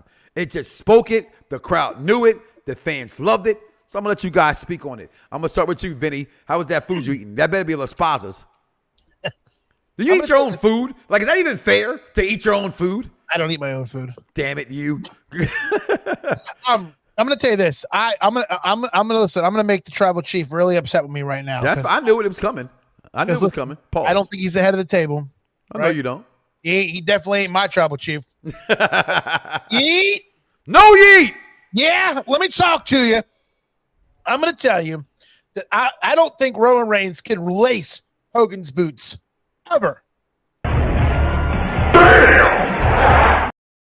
I'm going to tell you this. I'm sorry. Wait, what? Hold up, Mike. Could you zoom out? What did you just say? Because Mike, I want you to get this. I'm going to tell you. I don't think. Okay, you got to look. You got to think it. You got to look at it this way. That's bro. his favorite of all time. I'm not going to debate that. Man has 2 moves and 2 moves only. That is it. He knows nothing else but Superman punch. And what did Hogan ever have? That's it. That's all he knows. What did Hogan ever have? Hold on. Your statement was Roman Reigns can't. What's your statement? Roman Reigns and Hulk Hogan. What is it? My statement is I don't think Roman Reigns can lace Hogan's boots. I really don't. I don't think so. I couldn't help it. You Look know at what? that. That's the next debate. Chris, we've got our next debate. I will debate this with you. Okay. I'm not going to. Roman Reigns versus Hulk Hogan. I don't think there's actually debatable necessarily, but I'd love to judge it. How about that? But I'm gonna listen. But besides that, I'm going to tell you what. You're right. This match was great. This match, it was the most electrifying tag team match I've seen in a long, long time. I mean, they had the crowd was on its feet. You know, you're in the crowd. You're out of the crowd. You're whooping them all over the arena. I mean, and then at one point, you know, you really thought Cody and Seth were going to do it, and it comes to show you that when you can build a great storyline and you can tell it a correct way, people will sit there and believe you from inside of the ring until out. And I'm going to tell you what, now I understand why they did it this way. At first, I was like, I don't understand why they would make the Bloodline win. Now, after watching night 2 of WrestleMania, I get it. I understand it. It pissed me off, Finny. When they won, I knew as soon as they won, Cody was winning the next night. I knew it then, and I couldn't stand it. I couldn't stand it. And then hold on, where's my clip? This bullshit here's when I knew they were going to lose. I said, there's no way they're winning this match with a double pedigree, right? Shout out to my son, Christian, who was like, that would have been cool, though, to see the way they did it. And shout out to my daughter for recognizing something I didn't recognize when I first saw it. She said, Dad, did you see how Seth spears Cody to move out of the way of Roman's spear, who ends up spearing The Rock? That's an intelligent wrestling fan. I would say Dycez's next, but all I see is his good goddamn. I'm here. I had to get on. I was sitting on the ground because I was weak. I was weak off of that. You make me weak in the knees. But I'll probably have a comment that is not going to agree with fans here that have watched this match, and you say that this is the greatest tag match in WrestleMania history, and I would like to say that I vehemently disagree. Have we not I guess we forgot about the Usos and versus Sami Zayn and Kevin Owens? No. That match was amazing. You're missing the concept of the story. Hold up. The story around this match, I get it. Because it's literally the face of the wrestling industry in WWE as we know it. I think that's bullshit when people say that though, and even if they're saying it, I think it's bullshit. But no, it's called the biggest match, not because last year's tag team match wasn't a better match or a bigger match. We're talking about four. Let's be real, four of some of the biggest guys in wrestling history in the same ring. That's what it's for. I get that. However, my point in action storytelling wise, yeah, this was good, right? Me too, Jeff. But George, we don't get to this point with this match if the previous tag match with the Usos versus Sami Zayn and Kevin Owens doesn't happen. That was the first crack in the armor of the bloodline, because the Usos never got either one of those sets of belts back. And then it trickled down to Jay that punk ass Jay left the group. Yada. Whoa. Bitch. There will be no main event. Yes, there will be. This ain't your show. This is the Mike Knoxxx show. Fuck Jay Uso. Wow. No yeet. I can't believe I just said that. I don't mean that. I didn't really mean that. Don't make me say stuff I don't mean. You know I love him. Fuck you. I love him. Fuck him. I love this match. It was great. You got me taking a shot at Terramina now. But I could not put it above Usos versus Sami Zayn and Kevin Owens. I just think that match was just amazing, right? But as Vinny spoke earlier about the biggest, yeah, this has that potential, right? And as far as star power, right? Star power, it's there. But storyline wise, I would put that rival next to 39's tag match for night one. I'd put the storyline there because you don't get to that point without getting there, right? But this match was ass because Roman hair got dried out. He was poofy. It was cold as shit. It was cold as shit. But I loved it. I loved the crowd, and I loved them going through the crowds, separating both guys, taking Seth and working on his knee, knowing that his knee has already. I thought he was really fucking hurt. Yeah, I did too. Because he looked super pissed about it, right? Like he just literally looked pissed about it. But I agree. But honestly, I thought it was going to be a clean sweep. I thought that if they won night one, they were going to win night two. There's no way in hell that they were going to win. They'd have righted it in Philadelphia. And I will say that for those that watch my 2 words or 2 sweet segment, I was wrong, and I can admit when I'm wrong. But it was a prediction. I said Tonga. Yeah, was going to debut, or I predicted him to we all debut. knew that wasn't going to happen, with all due respect. But because nobody knows who the fuck he is. No, they don't. But yeah, you're right. It's like Ice Cube's son said: "You have to make me care about somebody." Yeah. But proceed, my brother. Let's go to night 2, and I'm just going to be I'm be honest with you, because I do have other things to take care of, and I want to give still all the respect that it deserves, all that we're cooking. As Dice would say, we got all the ingredients. The chat is on fire. Shout out to y'all. Avoid the clap, Jimmy Dugan. Night 2 kicks off the way I think match 2 should kick off, because it had to happen, because we knew the night once night 1 happened, and they won. We knew at that time, well, Seth got to get out there. He's going to come back later in the night, so why not? So comes out sort of like the Drews, but not on fire. Drew McIntyre comes out with his entrance. Pretty cool, pretty John dope. Cena entrance. For those who did not know, when I was in the building with a lot of people who did not know what this was not the Wizard of Oz. In Philadelphia, over 105 years, it's a thing every year, every New Year's Day called the Mummers Parade. Exactly. This could not have been more. This was my second best entrance of the weekend next to The Rock. Okay, this was beautiful to see. Call us a homer if you want to, Vinny, right? But for us being from this area, we knew what it represented, and it was amazing to see.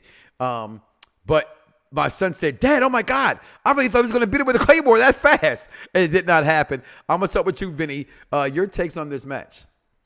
I'm going to tell you, I knew that Seth was going to lose. I knew that right off the gate. And I honestly think that in this match, I think Drew had the upper hand the whole time. I really do. I think Seth had some great techniques, and I love the stuff outside, and the curbside on the table was just icing on the cake. You can talk over it. Yeah. But I gotta tell you, the best part of this match was the fact that when I found out, or when I read that Damian Priest was going to cash in, I was confused after the fact that when he was standing in the middle of the ring, and then he went on top of the table and he put in the belt and CM Punk's face, I said there has to be a way that they're gonna go into this without us knowing. And I'll tell you what, damn they did, because I'm gonna tell you that was such a great lead in to Damian Priest cashing in the Money in the Bank, and CM Punk beating the shit out of Drew McIntyre, and then Damian he took Priest, that arm sleeve off, and I was like, whoa, I'm with you on that one, Vinny. But yeah, shout out to that. Jimmy Dugan. Wow, that's good advice. I'm looking for that damn thing the whole entire time, by the way, for the clap one. I hated that Damian Priest cashed in and won. I'm the opposite of you, Vinny. Nothing against Damian Priest. Wrestling sometimes knows it gives things away. And when they themselves posted the longest person to hold the Money in the Bank without cashing in list, and then I knew by this night too, he would surpass Edge by like 2 days, like 282 days. I was like, okay. But I didn't think he would cash in and either win or it would be a successful cash in. Because I think what's being undersold in this entire thing is, despite Triple H's Royal Rumble press conference, despite what Drew was saying publicly, he's a free agent in a few weeks. You want to make him happy? You give him something he didn't get before. So technically, I guess he got it. He won the title in front of the world, and people saw him in front of fans. So technically, he did get it. I think Drew deserves more than this. I did not like this moment. Nothing against Damian Priest, who, again, has leaps and bounds changed my mind and my opinion about what I think of him as a professional wrestler. My first interaction with him was a piece of shit ass match at a Ring of Honor, the Elite show, that I was completely like, who is this tall fucking dude dressing and looking and trying to wrestle like The Undertaker, to where he has come from, to see how great he could be. And I'm going to pick a match that you'll be like, that match with him and Bad Bunny, y'all can give shots all you want to out to Bad Bunny all you want to. Damian Priest carried that match. And that made me say, oh, he can be a star. A wrestler is not great because how great they're in that squared circle. They're great because they get that crowd to get behind them and be equally awesome in that squared circle. So for me, Bondage Undertaker, yeah, 100%. Your take on that, Dice, on this match and Drew McIntyre winning, the cash in to Damian Priest with the purple hair, now knocking off Rusev's wife now, CJ Perry, who was spotted out with him all over the place in Philadelphia this past weekend. Mm-hmm. Your thoughts? I say that's a dub. Why? Everybody went around that block. Listen, it's cool. It doesn't matter as long as I got me a turn on the wheel. The walls ain't the same. That's all I'm saying. You better get some Summer's Eve. I would say. Excuse me, Mama. Do you douche? She said, "Hell yeah, bitch, don't you?" Okay, go ahead. I will say that I thought the spot was genius. I thought it made a lot of sense storyline wise. Right, Drew was right in every single thing that he said about Seth, and he proved it in the match, because the story that I got was we've seen better matches from Seth, right? And clearly, I like this match though. I'm not saying that the match was bad. I'm saying from Seth, we've seen him wrestle top tier, in a top tier caliber, right? And I felt like he did good, but like he would have did better storyline wise if he wasn't focused on helping Cody.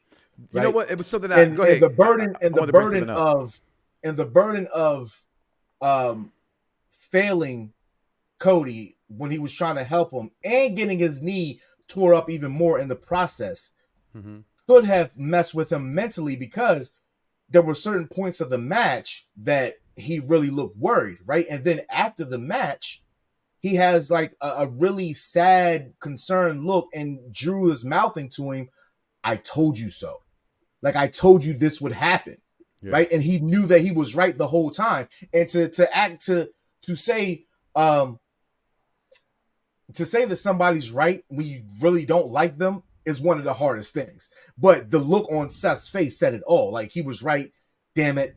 But have you seen the video that's going on TikTok right now of the woman who was shouting at Drew McIntyre? She's like, "Get the fuck out of there! You better go home. Go to the back. Go to the back." Right? She's yelling, and then she's like, "See, that's what happened. I told you. You stupid. You stupid." Like, she's literally yelling about it, and everybody that you should have took your ball and ran home. But he had to sit there and not look at him. While my man CM Punk is sitting there laughing at him, including I think the spot was genius, though. I thought the spot was very genius, and I don't think that Drew's done. I think that Drew gets what he wants. I hope he's not. I think that's him versus Punk at SummerSlam. I would hope you are 100% right. I 100% hope you're right. I'm just a fan of. I don't think he should leave. I'm a Drew McIntyre. I'm not a fan. I don't think AEW as a company has enough to entice Drew McIntyre. That's why I thought that about a lot of shit, and they all go. Sasha Banks went, but again, she's about money. So some people are about Drew's money. About legacy. I think Drew's about legacy. If he is about legacy, then I think he should stay. Real fast through this one. Be real fast, honestly, guys. Through some of these matches tonight too. And I personally, which is odd for me, I think Vinny mentioned something like this earlier. I actually did think night 2 was better. I thought night 2, used to be opposite. You thought night 1 was better. You thought night 1 was better. Yeah. I think night 2 was better than night 1. Because of the surprises and this street fight here between the Final Testament and the Pride. Why they still won't acknowledge them as the Pride, even though they had those dope ass hoodies on, in which they don't even sell them on WWEshop.com. I Googled, I searched for it. Yeah. They don't have them. I don't even know what they are, but they are dope. Just call the Nation 2.0. I will say that I do not like Eagle Green at all, but Jesus, their gear is fire. Vinny, is that your girl? because you are exhausted, bro. I ain't never seen your ass this motherfucking quiet. Like, damn. Okay, I didn't want to walk around. Listen, I walked around so damn crippled, people laughed at me. Bubba Ray Dudley comes out as the special guest referee for this Philadelphia street fight. Profits get it on. It was actually a decent match. Bubba Ray got involved. Obviously, he didn't. The what's up was waiting for that to happen. You're winners of this match. And since he wanted to bring it up earlier, I didn't want to bring it up, but I bring it up right now. I'm just noticing, okay?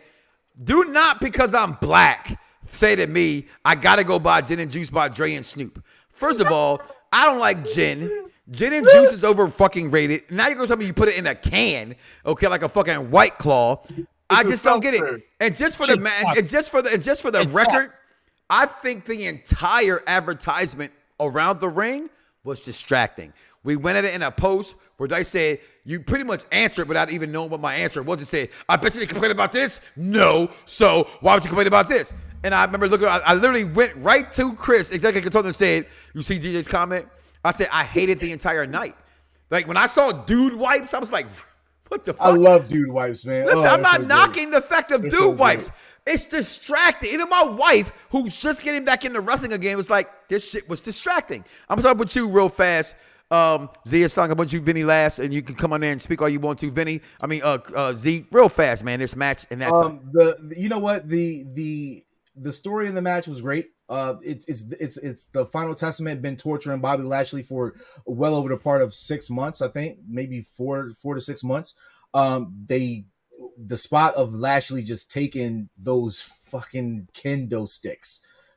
And first of all, Snoop Dogg should never ever be on commentary ever again. You should not put people on commentary that don't really watch wrestling, but like he's like, oh man, like it's literally like listening to an uncle that just walked into the. It's disrespectful. It is. It was very annoying to me, but I get it. He's there for the endorsement. And shout out to WWE. They had so many endorsements this weekend. There was so many changing endorsements on Stand and Deliver, night 1, night 2. But I get it. This is a black culture thing. But I wasn't offended of it like you did. But no, I wasn't offended. It was just like, how come we couldn't get whiskey? How come we couldn't get dude wipes? This is where we went on our little banter earlier, right? Mm-hmm. About black versus non-black, two things not to pick on. This is very stereotypical, right? But I don't look at it this way. It is what it is. You are like, I mean, it's not like they put watermelon and chicken out that motherfucker or something. I like watermelon and chicken. What the fuck? So what? I'm okay with it. I'm okay so does with Vinny. it. Vinny, you like watermelon and chicken, right? I love watermelon that produce and that poultry. Promote it. I'm cool with it. But this match was good. I'm glad that Bobby Lashley got a WrestleMania moment because unfortunately, I saw one 2 years ago. When he beat, with the Bray Wyatt thing last year, we did not get Bray versus Bobby, and that's crazy to think that Bobby probably would have been his last opponent. So I thought this was dope for Bobby, even though it happened at the last possible second, which really pissed me off. That he deserves more respect. But with Roman going down, I think the landscape is open for anything is mad possible. Contenders. Yeah, and anything's possible now. Steps up. I think all three of these gentlemen step up. And we'll talk about that later. But I might forget it later. So we did talk about a long time ago before about why X, Y, and Z wouldn't win a title because Roman had the belt. Well, Roman don't have the belt no more. So go ahead, Vinny. Your takes on this match. First off, I think Snoop Dogg should stay away from WWE, period. I think he's a clown. I don't think he should be in the Hall of Fame. And I'm going to tell you, I was very disappointed in this match, and I'm going to tell you why. For you to do a Philadelphia street fight, and it really was not a street fight. It was a TLC weapons match. It's what it was. And for this to be a tribute to ECW, the home of Philadelphia, to have ECW representative, and all you do is bring Bubba Ray Dudley out. You know what would have made this match better if you put it in the ECW arena? That's what it would have been. It would have been a lot better to see it in a historic place. I mean, it would have been even cooler to see. Well, the ECW arena was already taken. That's fine. It's WWE. They can do what they want. If they were smart, smart about it, they would have. Number one, they would have brought out ECW originals to interfere in this match. Number two, they should have had Devon come out and do a spot, which they didn't. And number three, it was so disappointing when he put the glasses on and nothing happened. So you're going to get mad. You're going to shake your face. And then you're going to tell the guy to go up to the top rope and do his what's that? He didn't transform like he normally does when he puts the glasses on, right? He normally goes into that trance that he does. He didn't do that. This was garbage. This was probably the worst match of the night. I'm going to tell you, everybody out there can say whatever they want, but at the end of the night, you cannot call this a street fight. This was not a street fight. A street fight is in the streets, in the crowd, outside the building. None of that happened here. This was garbage. I agree with you, Vinny, and that's why I was disappointed in the match because I'm thinking Philadelphia street fight. I get there in the stadium. I don't think they could have, they would have wanted to pull off the ECW thing. I get how that makes sense, but they're at Mania, so they got to stay within the building. But The Rock and them went over the building more than they never went to the crowd once. They didn't go outside and do nothing. It was just there was no fire. There was no nothing. It was just like you just said. It was. I agree with you. I thought it was extremely disappointing to be called a Philadelphia street fight. Just called Extreme Rules or whatever. That shit uses ass. I'm gonna tell you what. I'm sorry. It's bad. It's ass. It's ass. It's a seltzer. It's a seltzer vodka drink. Seltzer. Ew. It's a seltzer. It's sparkling ass. gin. Yeah, it's sparkling gin. It's gin. That's disgusting. I haven't had it yet, but I know a couple of people that work at liquor stores, and they said it's flying off the shelf, and people keep coming back. So I don't know. I have to find it. Idiots. Hey, well, I'll tell you, it's not hard. It's not easy to find because not a lot of liquor stores are selling it. That's a goddamn shame. AJ Styles and LA Knight. Yeah, the third biggest cheer of the weekend was from this guy. Everywhere you went, somebody said, yeah. And, my daughter, who I love to death, she was with her dad. No. I love that little lady. Dude. You got to slam you for that. Shit, but LA Knight entrance was blah. His entrance was phenomenal. But my daughter pointed out something that I didn't point out that I didn't realize. They changed his fucking music. You didn't point that out? I wasn't paying attention to it. You were in a bar, right? You were in a... Yeah, but we can still hear it. No, they had it on. They were... Yeah. Oh. Remember, I'm going to just say that. I had tickets for night 1 and night 2. Night 1 was so fucking cold. I sold my ticket for night 2, but not because it was cold. It's because I really missed my family, to be honest. I missed hanging out with my kids, and I wanted my kids to be there, and when I didn't have them to be a part of it. And then I get mad that I found out that I could have got everybody in the building for $50 to $100. I'd have fucking went to WrestleMania. Let's make that be clear. I told the kids, Yeah, I love y'all. I missed you. But should have been this bitch by yourself because I'd have been gone somewhere else. But AJ Styles, this match to me was all about LA Knight getting over, and that's what AJ Styles did. This move off the top rope, him winning the match was supposed to happen. I'm gonna move on from that. I'll let you got something to say, Vinny. No, I think it was a great match. And I'm gonna tell you what, leading up to this match, it was all LA Knight, like you said. I mean, the promos, the Slim Jims. I mean, even with him coming in with the Slim Jim car, it was obvious that they're pushing LA Knight hard and fast, and this is what they're doing. And AJ Styles is just along for the ride. TJ, I can't go without you saying, because I know you're a big AJ Styles mark, so I had to come back to you on that. I will say, first of all, whoever he gave the keys to with the Slim Jim card, this trick didn't even know that she was in a sweepstakes. She didn't even know. He hands her the keys. She looks dumbfounded as AF, and I'm like, oh, she don't even know what to do with that 2-seater. Like, get out of here. But that has nothing to do with the match. As I said on the Smackdown Penitentiary every Saturday at noon. Welcome to the Smackdown Penitentiary. Yeah, boy, we up.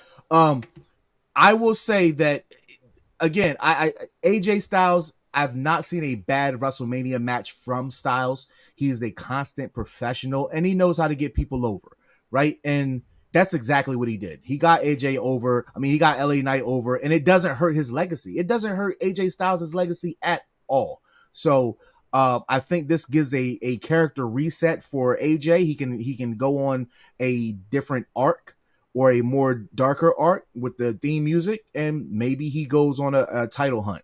But these two would definitely clash again if they're going for a title hunt. Backlash. This match right here, guys, I just gotta say, with my wife in the background, I didn't know she still liked wrestling so much. Okay, until she came out and was like, no, there's no way Logan Paul deserves to be in a match. That's Randy fucking Orton. That is Randy Orton. No, that is Randy Orton. No, I don't care how good he looks. I'm not hearing it, babe. No, that's Randy Orton. I'm like, damn, babe. I said, he's good. He can do this. No. I'm like, all right. This was pretty dope. The truck was pretty dope.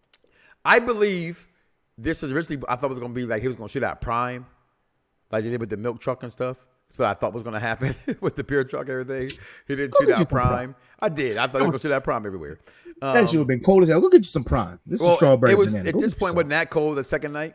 Shout out to all the Philadelphia Eagles gear, especially talking at, ready for this one, Vinny, talking to Cowboy and Giants fans that had on like WrestleMania gear, like WrestleMania jerseys. I'm like, dude, that's an Eagles jersey, right? No, it's WrestleMania jersey. No, it's a Philadelphia Eagle-led Eagles jersey. It's exactly the same colors. By the way, shout out to the Wrestling Superstore again. Damn, they had a throwback Allen Iverson 76ers logo of WrestleMania. So it's like a WrestleMania jersey, but the old logo of the Sixers when Allen Iverson played that you won't find nowhere else. That jersey's not on the website. You're not getting it. They had it at the World? Yeah. It was fire. It was fire. No, it was a jersey. A straight basketball jersey of the 2000 to 2005 logo that the Sixers had. It was fire. It said Phil. It's just like the football ones were. Except it was the Sixer color one. But Logan Paul comes out, does his thing. I hated this entrance. They both deserve more than this. Kevin Owens. It was weird because like you're a triple threat match. Why the fuck are you guys riding out together? Randy crowd, of course, it's Randy. They're going to pop him. My wife popped for him. They're picking on him. They're doing. Look, I had to take this picture. Randy's face looking up at Kevin Owens. That's a big motherfucker. Yeah, like what the fuck? Hey, Eddie Kingston, you wish you could wrestle like Kevin Owens. Just saying. Okay, but your winner, still your U.S. champion. Obviously, it's going to be Logan Paul. Logan Paul did win this match. I want to move on from this. That you got something to add to this one, Vinny? No, I'm really shocked that Logan Paul won. I mean, I know everybody's going to say, well, how are they going to make him lose when he has all these endorsements and his Prime logos in the middle of the ring? I hate how they made Randy Orton look like an ass. And because I know that Randy Orton is a way better wrestler than Logan Paul. Yeah, you know what? I don't think some things are a question of that. I think, at least for me, WrestleMania 38, I just saw something in him. Everyone wants to talk about Bad Bunny. This man has taken this company, or not the company, the industry, and he's owned his craft.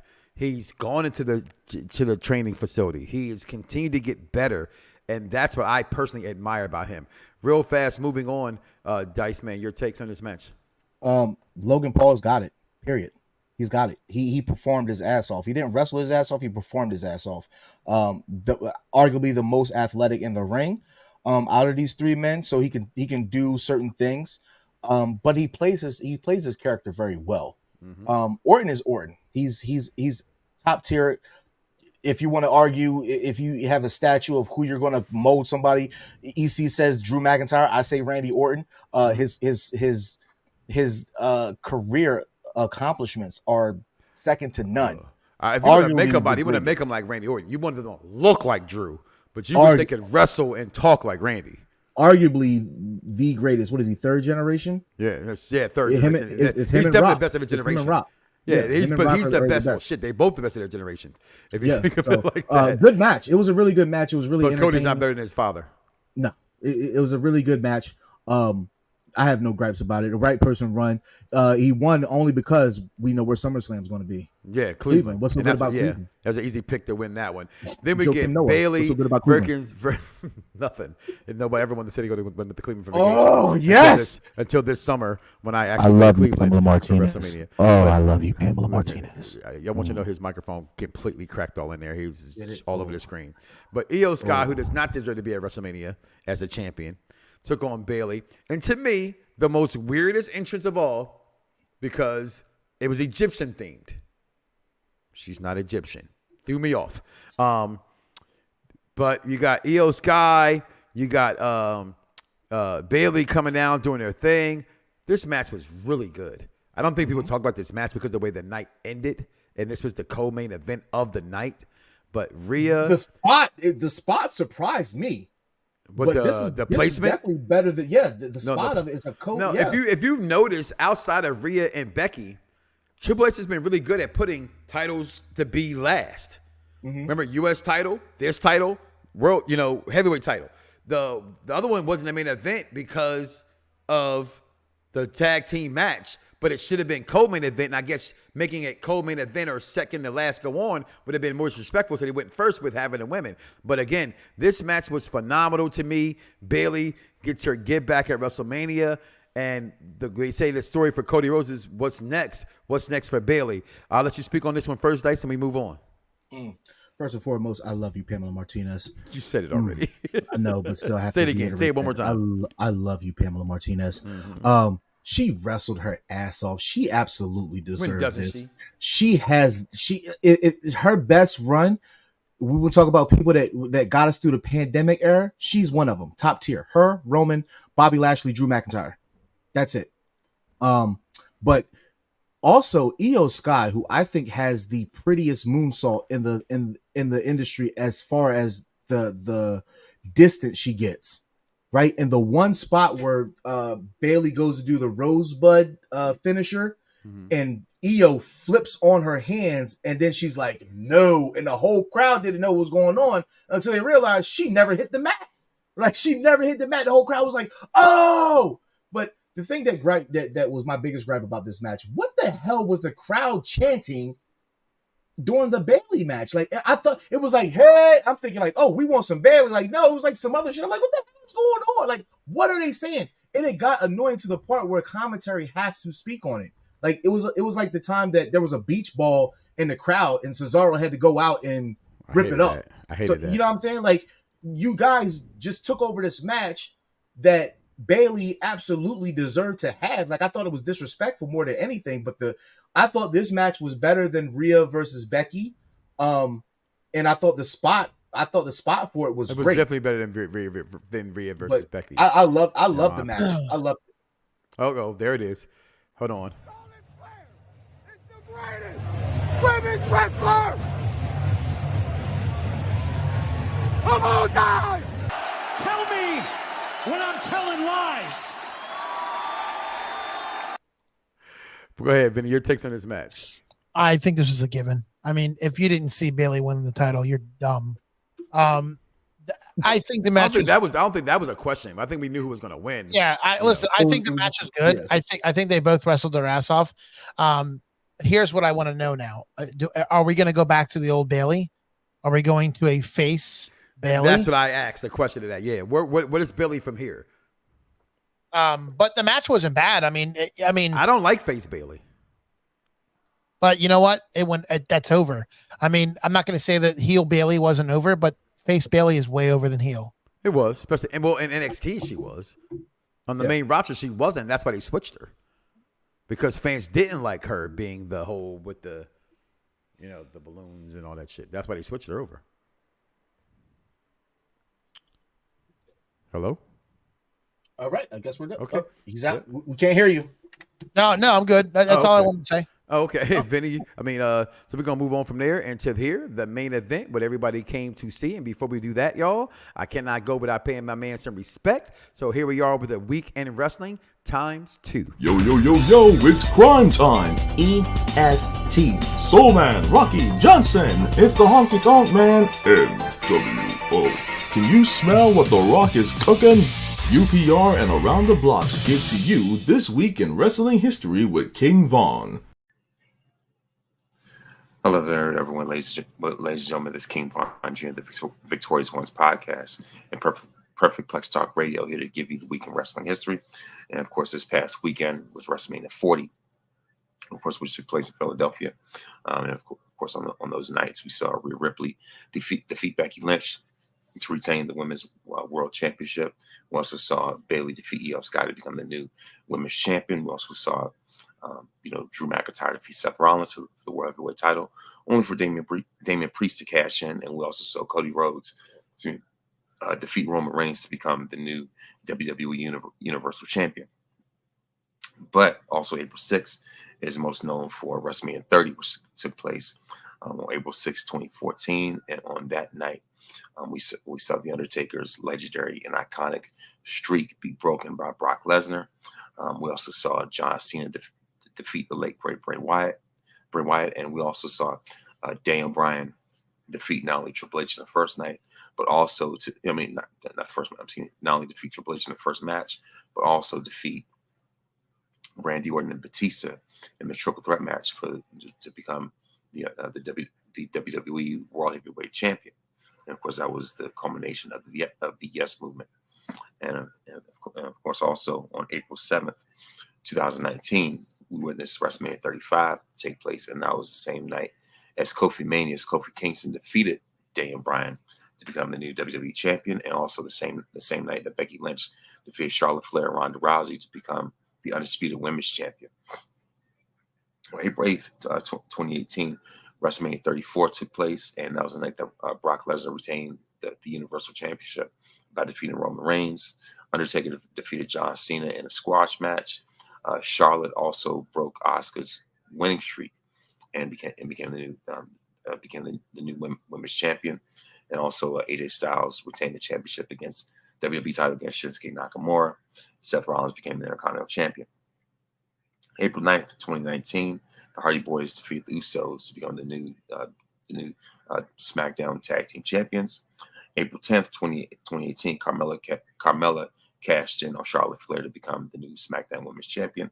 April 11th, 1999, DDP wins the WCW World Title. April 12th, 1980, the WWF Tag Team Championships changed hands when Wild Samoans defeated Ivan Putski and Tito Santana. And of course, on the same day in 1999, The Godfather defeated Goldust to win the WWF Intercontinental Championship. As far as notable birthdays, April 9th, the EST Bianca Belair turns 35. On April 10th, Goldust himself, Dusty Rhodes, turns 55. Paul Bearer would have turned 70. Of course, on April 11th, WWE Hall of Famer Harley Race would have turned 81. And that is your week in wrestling history. Mike Knoxxx, back to you. Yo, it's crime time. EST. Soul Man, Rocky Johnson. It's the Honky Tonk Man, NWO. Can you smell what The Rock is cooking? UPR and Around Da Bloxxx give to you This Week in Wrestling History with King Von. Man, King Von Jr., Victorious Ones podcast, holding me down, was not here today. Maybe we got to hang out with him. at WrestleMania, y'all. He actually came and hung out with the crew as we did karaoke. And you know what? I'm not a karaoke guy. That's not my thing, you know. But as I'm getting older, I'm realizing I don't really know what my thing is. You know what I'm saying? Like, I'm not a club guy no more. My knees are too bad. I can't. I get in the car. DJ can hear me around my house. I'm a best two-step motherfucker in the world. But I just don't got like that walking. I walk with a knee. Look at all my pictures throwing the ones up. You see a knee brace on my knee. Okay? Every last one of them shits. Okay? But shout out to my man Vaughn. Shout out to Jack, the Jack Packers and his crew. Shout out to C and her girl Danny coming through. Steve, Billy Steaming Beaming has become one of the best people I've ever met in my entire life. That is a brother of mine for life. From I knew that from Royal Rumble, but to know that now it's just completely different. So real fast, guys, let's talk about it here. We're gonna be joined by one of the biggest people to show. If you look into the This Week in Wrestling History, you go back to when did you fall in love with pro wrestling? My man Mike Smith is the voiceover for me here at the Mike Knoxxx Show on Pop Review. So he's going to join us in a second. But let's talk about this main event. Cody Rhodes, Homelander, Roman Reigns, your tribal chief. You see, I got you follow on. Look, they look damn near identical, yo. They look damn near identical. Shit. Yeah, true fact, they don't come in red. The true color of them are brown, and they're painted. So I have brown chips painted everywhere. You can actually see it on Roman's picture. You can see the chip paint everywhere because they're not supposed to be painted. Entrances, I thought was great. I remember talking to an executive consultant. I said, will Roman have a different entrance? He said right before, no, he don't need one. He'll never do that. Then the whole Philadelphia school comes out singing his song, you know what I mean, with his theme song. I thought that was pretty amazing. But this match was pretty fucking good before all hell broke loose, right? I thought, you haven't seen Roman do the drive-by in a minute. I thought that was entertaining. But I'm going to go last in this one. And I'm going to start off with you. Let's get the new guy in here real fast. My man Mike, welcome to the program. Mike, you asked to come on. You know, I never let a fan not come on and be part of the show. And plus, you've been holding me down for shit since I can remember, man. So I started this thing back here on Blog Talk Radio. You've been a fan. So, Mike, your takes. You want to talk about the main event? There it is. The floor is yours. Can't hear shit. He said, God damn it. Y'all heard that? All right. Let's see. Yeah, he's still out here. So, yeah, I'm going to go with, I'm going to come back to you, Mike. Let me know. Take the floor. I was going to you next, since you got that heavy-ass belt on that I'll never take another belt the rest of me ever again. It is heavy. You know why I don't carry it no more? Truth be told, I made my kids or my wife carry my title the whole time I was there. Go ahead. Entrance is amazing. It was dope to see Cody come from under the stage again, because he hasn't done that since last year's the previous WrestleMania before 38, right? When he faced Seth Rollins. He didn't come in last year, right? I can't remember. But I know he came in at 38. That's what I think. So he hasn't done that since 38. And to see his lovely, lovely wife in that leotard. Whew, Lord. She came out there, took the nightmare helmet off of him. That was fire. Oh, that kind of helmet. Okay, my bad. But the match itself, I thought the storytelling it was really good. Really, really good. They got some really good spots, went into the crowd around the ring. And you know, then I'm looking like when does this bloodline rules come into place? Yeah. And then all hell starts to break loose, and Solo comes out, and Jimmy comes out, and Jay's back there, and he spears Jimmy off the stage. We didn't even see him for the rest of. First of all, I'm mad they didn't sell that shirt, the No You shirt in black, because you know I like my black shirts. I'm mad about. I'd have bought that motherfucker. I was mad. Like I think Pat McAfee said something. Where the hell did Jay and Jimmy go after he speared him? Right. So I thought that was pretty dope. And then after that, we get what was the meat and potatoes of the finish, right? And the final boss coming out there. And you talking about that 70s pimp The Rock. Listen, that motherfucker had on bell bottoms, a vest with a collar. Okay. The vest had the zipper on it, Mike. He might as well had fish in his shoes, high heels with fish in his shoes. I was gonna say Elvis Presley was walking down the ramp. Well, you know if you know The Rock, and I know you do. The Rock has always wanted to be Elvis. That's his whole gimmick. Everybody, people understand it. The Rock's gimmick is Elvis Presley. Yeah. You know, he's even said that's his influence. I had to interrupt you because this is one of the matches. Because as you talk, I ain't gonna front. I'm gonna interfere because I don't want to forget my points in there. No, you know what I'm saying? Go ahead. By all means, it's your show, brother. This was the biggest moment to me in this match, and that makes me a homer. This is why I like wrestling. Because, and you know this, Dyce, I may disagree with your thoughts, but I always say your opinion is your opinion. I popped so back I was at 28. The plaque's back there in the corner. I don't buy plaques. It was supposed to be once in a lifetime. I got it 3 times now, okay? Face to face, Rock and Ricky Sinitsky, John Cena, Horatio Rodriguez, Tom Brady, Cena. Oh, my God. I popped so hard for it. Go ahead. Everybody pop for this bullshit. Hold on. For this bullshit. Fuck Taker. Yeah, I said that, Michael Graham Body P. Fuck Taker. Okay. The funny thing about Rock, he's walking to the ring and he's like, the fuck out of my ring. I'm the final boss. I'm the final boss. Like, that's all he's saying as he's coming to the ring. I'm like, yeah, he about to fuck shit up. Right. And so, but John Cena's reaction when he hears The Rock's music is like the reaction that people hear, the reaction that people have when they hear the gong, right? Like you hear, if you smell, and he just turns around and he's like, oh shit. Good right? point. Like he's like, oh, let me go ahead and get in the ring, get ready for this. Right. And the stand. Hey guys, I'm one away from giving away this jacket. I'm one subscriber away from giving away this jacket. Go ahead. Hey, we moving today, y'all. Shout out to y'all, man. How do I find out how do I give it away? I stayed at 900. Next show. Yeah. Catch y'all on Monday. Go ahead. So I like when they're standing face to face, we get this. It rarely happens, but it's a standing still moment. We saw it with Rock versus Hogan, where they just admire the crowd and then they turn. Well, they wanted that in night 1. That's not mine. The consultant said that.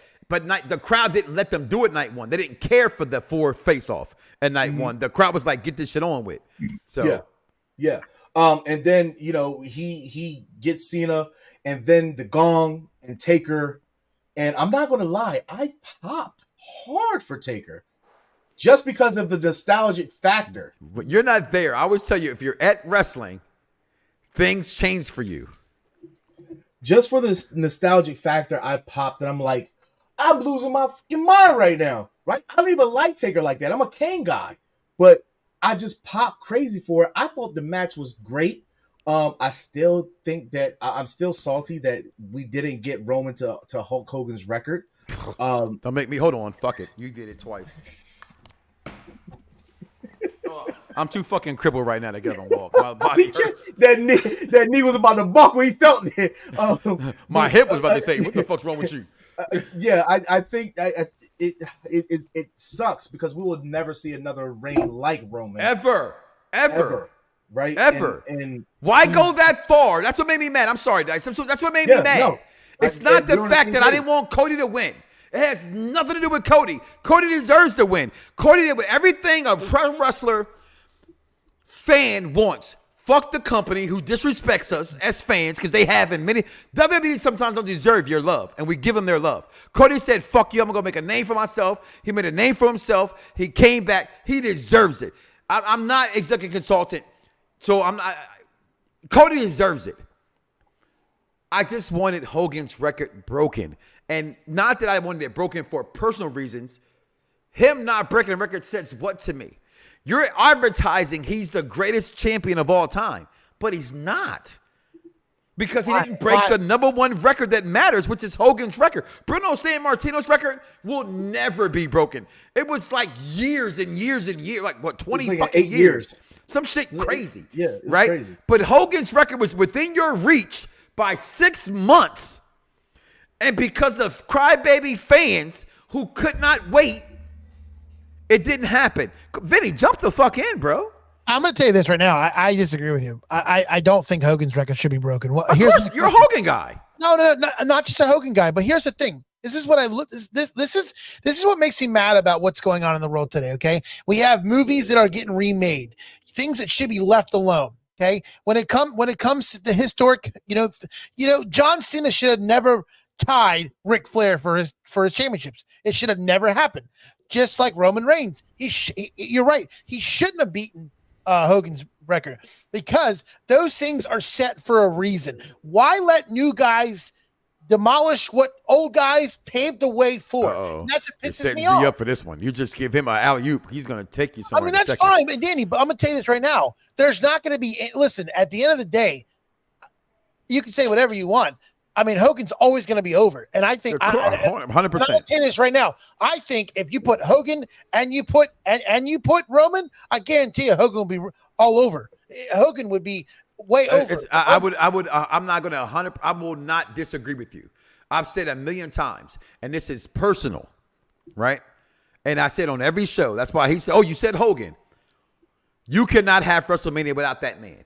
We would not be talking on this show right now without that man." However, personally, that man broke my heart. And I want a proper apology for him breaking my heart. Has nothing to do with how he wrestles in the ring and who he is. Because I don't think he's a better wrestler than Roman Reigns. I think you're wrong on that one. There is not a single bigger star ever. Rock, Austin, I've seen them all. What the fuck Hogan did will never. I am a real American. But my point was, Vinny, why even go this fucking long if you're not going to break the record? It was pointless. It's like breaking the Undertaker streak. Why? It didn't need to be broken. It's wrestling. It's the one thing that should have lasted. And if it was, and he knew it was messed up, and he said it. If it was going to be broken, it should have been the new face of fear, Bray Wyatt. Somebody who was going to take over the mantle, not somebody who was strong enough and solidified enough in wrestling where the fans couldn't hurt him. And that I'm gonna check one time with Mike, and are you there, Mike? You guys can hear me? Oh, shit, you got a voice. Yep. All right. The same voice you hear whenever I introduce King Vaughn. That's this guy right here. Now, my 2 cents, if I have pennies on me right now. My thing is that there's usually, and I realized this hours before night 2 started, that there's usually a particular pattern to certain WrestleManias. The pattern I noticed was that every WrestleMania that ends with a 5 or a 0 in the name always produces a new WWE champion. That has not changed since WrestleMania 5 back in '89. You can check the history books if you want, and it speaks for itself. It always has been like that since the late 80s. This past Sunday was no different. Drew winning, we knew that was going to happen. Come on. Cody winning, shoot, I knew that was going to happen. So whether you guys accept the fact your tribal chief lost or not, it was bound to happen before you saw it for yourself because, come on, the pattern was there. But hey, that's just my 2 cents to it. Back to you, Knox. I saw that little finger, goddammit. You know I love you, but that wasn't that. Go, Vinny. I want you to continue with your takes on this match. I'm gonna go back to Dycez a little bit after that. This is the biggest match of the night. So I'm gonna tell you, I thought the match was good. I thought there was a lot of. I liked the fact that, it was back and forth. But what I did not like, I didn't like how long it went.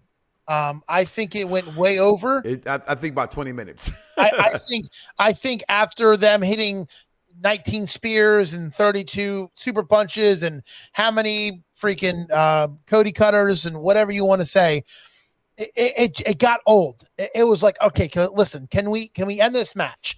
So that therefore, I think they should have done like 10 to 15 minutes actually wrestling and kicking out of each other's moves. And then they should have did all the other spectacular things with Cena and Seth Rollins and The Undertaker. And I'm going to tell you this, and you guys are probably going to think I'm crazy. I actually thought for some odd reason, for some miracle, Jon Moxley was going to come through the crowd with the Shield. So everybody, I was sitting in the section, we're like, Moxley? I never, for a second, I never thought he was coming out. Because I'm going to tell you, because I know he signed a new contract. And that's why. Yeah, but here's the thing. Here's the thing about Tony Khan to WWE. Mm-hmm. Tony Khan would give a one-off to WWE. They will. So But I WWE think at this point, I don't WWE think wouldn't take at that this one off. point he would, because he's been firing way too many shots. Before, he was a little bit humble when he let people do, video tributes or stuff like that. And to what I've been able to read and hear on interviews is they will allow people to go and watch and sit in the stands or upper deck or whatever, but the agreement is do not put them on camera. Like, they can't go on camera. So that was what happened with Naomi and Bayley showing up to see Mercedes Moné debut at AEW. They were up in the rafters, right? And the camera never panned to them, but fans caught them. But if a fan catches you, that's fine, right? But if it's portrayed on television when you're under a contract with another company, then that's bad press. And I'm glad Vinny brought that up, because that was my second favorite part of the match, was Roman looking confused. Fuck, do I hit Cody? Nah. It was what Seth fucking Rollins deserved, to get hit in the back with that. That was iconic. That was the moment to me of this match. Rock and Cena's, that's my fanboy in me. But Seth getting hit in the back with that chair, there's always a plan. See? I loved it for that. I did, Vinny. I'm glad you brought that up, because I was going to forget about that. And I ain't going to interrupt you guys when you're talking, but I do have this Rock line WrestleMania trick, whoop that Trick Williams jacket that he wore to give away to a special listener. We're at 900. And Mike always says, hey, Mike, you got somebody? He is here. Y'all got that money? Holla at your boy. I get 2%. Y'all want to get in contact with my man Mike? You give him 100, I get $2. All right. So, my God, he get his voice off there. But Vinny, are you a Taker guy, Vinny? I'm gonna tell you what. When I went to 38 and I got to do the graveyard and got to meet Taker, that was a dream of mine to meet Taker, because I grew up watching Taker. That's where I met you. I'm not a Taker guy. I like it. There's nothing else in the world to experience a Taker entrance at Mania or anywhere. Nothing like it. And I'm gonna tell you what, the longest one I've experienced was 28, when it was the with Triple H. That was the longest Undertaker walk I've ever seen in my whole entire life. Like, I was like, this is never gonna end. But I'm not a fan of this whole bringing back the iconic American Badass character. I'm not that. And here's the thing: is he doing this character because he can't show or get into shape to show that he is the old Taker, and he can wear baggy clothes and sweatshirts to cover up that he's not in ring shape? I don't know.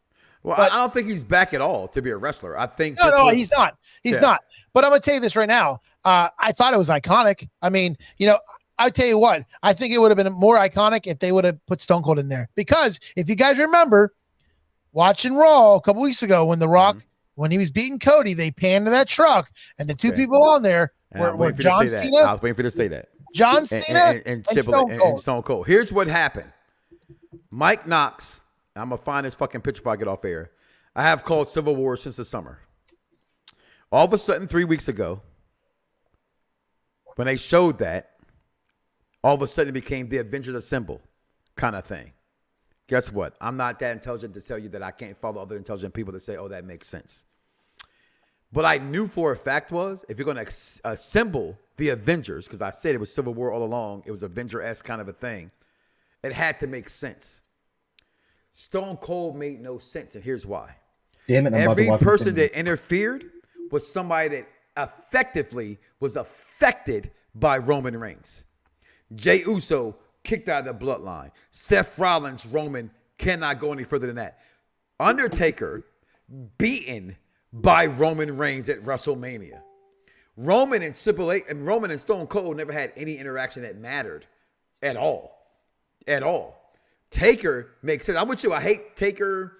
I've never been an American. I'm not a Taker fan, but if I'm going to cheer for Taker, it's got to be the dead guy.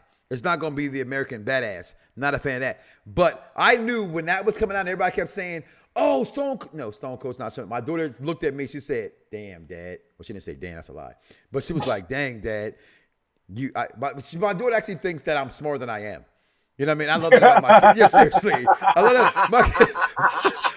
that. They do, yo. They be like, you call everything. You know everything. I'm like, I don't. Just to y'all, but I appreciate it. You know what I mean? But to me, certain things were obvious. Like I said before, I always say, right, Dice? I say the breadcrumbs are laid before me. The breadcrumbs showed me that people were going to show up, especially after night one. I knew that person showing up wasn't going to be Stone Cold Steve Austin. But what my dumb ass as a fan had, you talking about Jon Moxley showing up, Vinny? I was praying for MJF because I wanted my tribal chief to leave as champion. I thought that if MJF shows up and stops Cody from winning, it's not the bloodline that gets yelled at or gets fussed at. It's MJF that would have gotten fussed at. So it could have went to the record that you don't think should have been broken, but I think one should have been broken because why have him keep the belt for fucking 4 years, if not to break a record? But I thought overall, this was the most entertaining match of the entire weekend. This moment right here, listen, the look on Roman, you son of a bitch. This is my favorite match of the weekend. Cody winning it's funny, like, because you said it to me privately, but I spoke to Chris live when it happened, after he stopped crying on the floor like a little girl, that I'm not gonna lie, I had the same reaction to Chris. I just sat there. I was pissed. It was Sting's moment all over again. The difference is that they didn't give Sting the microphone to speak afterwards. And that's what pissed me off about this. I never seen them give somebody a microphone to speak afterwards. Samantha Irvine crying to me, I think, overrated. She is a national treasure that should be protected. But I personally think that's so overblown. I'm sending my inner Vinny on this one. Sometimes the world we live, I need people to understand some things. We live in a social media world where people do shit on purpose, whether it's true, false, fake, or not. Right? All that's the same shit. You think she did it on purpose? I'm not saying that, but get the fuck out of here crying because he won the belt. But I'm sure you've seen a lot. You don't know that. You ain't know that man that long. I know. I'm fuck you crying for? Your job is to announce winners and losers. The story. This is why people gravitate to Cody, right? Because fuck his story. Yeah, fuck your story. At the final boss.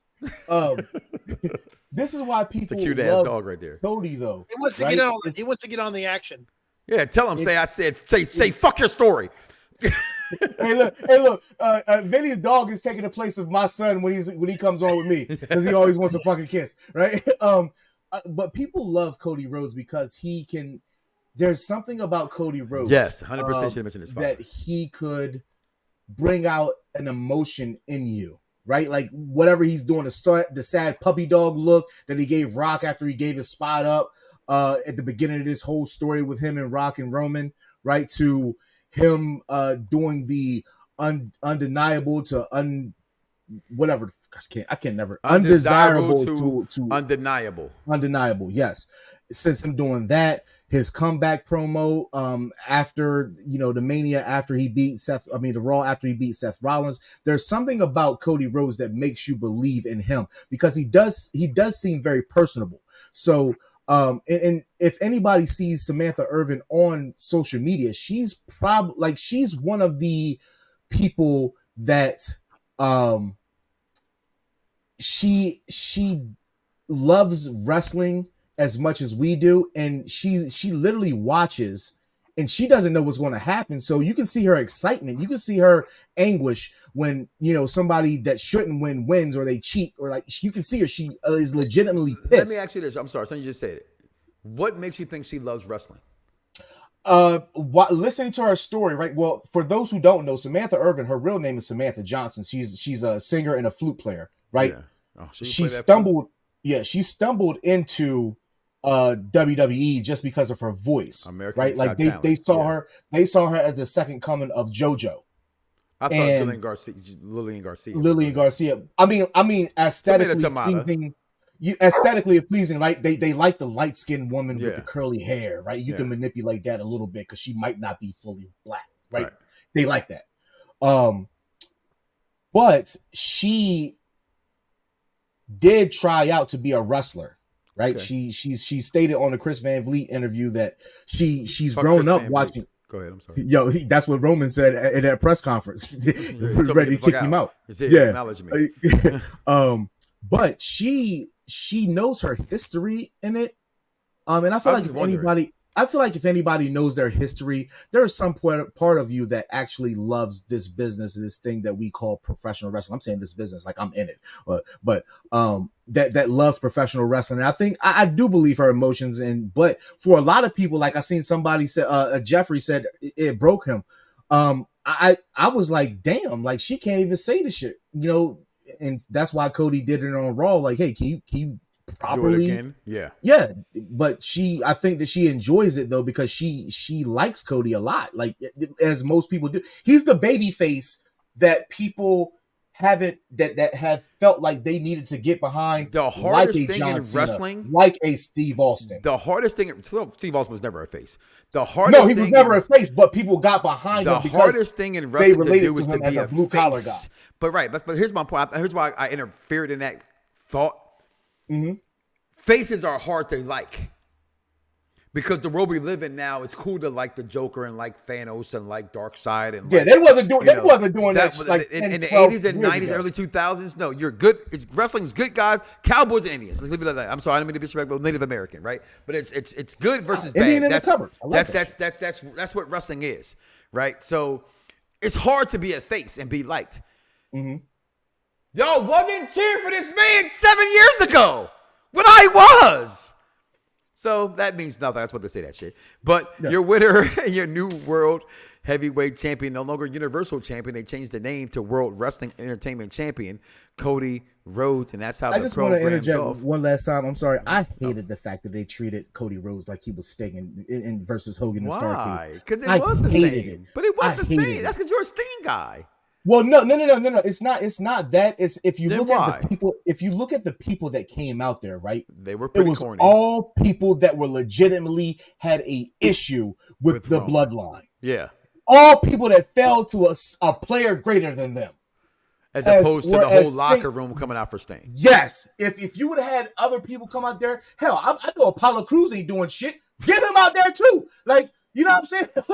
Neither is Jinder Mahal. He ain't doing shit either. Jinder. Let him lift somebody up. But that's just a small gripe. I'm not saying that, this wasn't better than Sting. I'm just saying they treated it like it was. I think it was exactly like that, though. That's why I was okay with it. Because, yes, I get it, because Roman did have a chokehold on the WWE for 4 years, whereas Hogan had it in a chokehold for like 2 years with the NWO. So that, and Vinny, when we talk about Hogan versus Roman, in that sense, you can't compare the bloodline to NWO as far as group wise, but if you're going to look at storyline wise, there's no greater storyline better than the bloodline. And I would argue that with anybody. We took 4 years of investment in a time period. It's not over.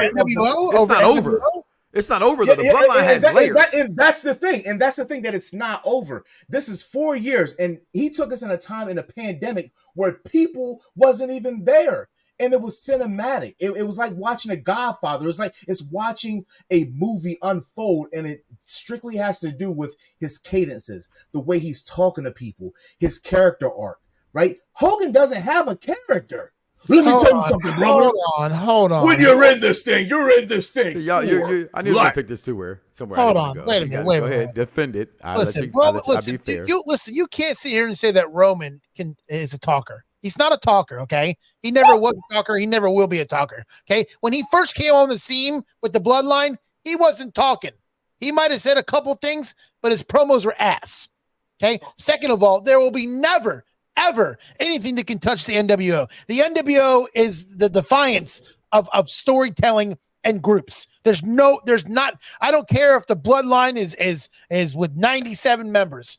It doesn't matter. There's never going to be. It does matter because after you get past the initial 3 of the NWO, maybe you go to the next 2 members of the NWO and make it 5. If you come in at 5 or 6, you are great. You are golden. The minute that NWO had 12 members, 13 members, 14 members, 20 members, NWO Japan, you have now sorted this out. And a lot of people didn't like it. I loved it. But when you had them break off into the NWO Wolfpack, it was done. The Wolfpack only lasted maybe 8 months. Are y'all forgetting what the NWO's job, though? There wasn't a regular faction. They were a company taking over a company within a company. Yep.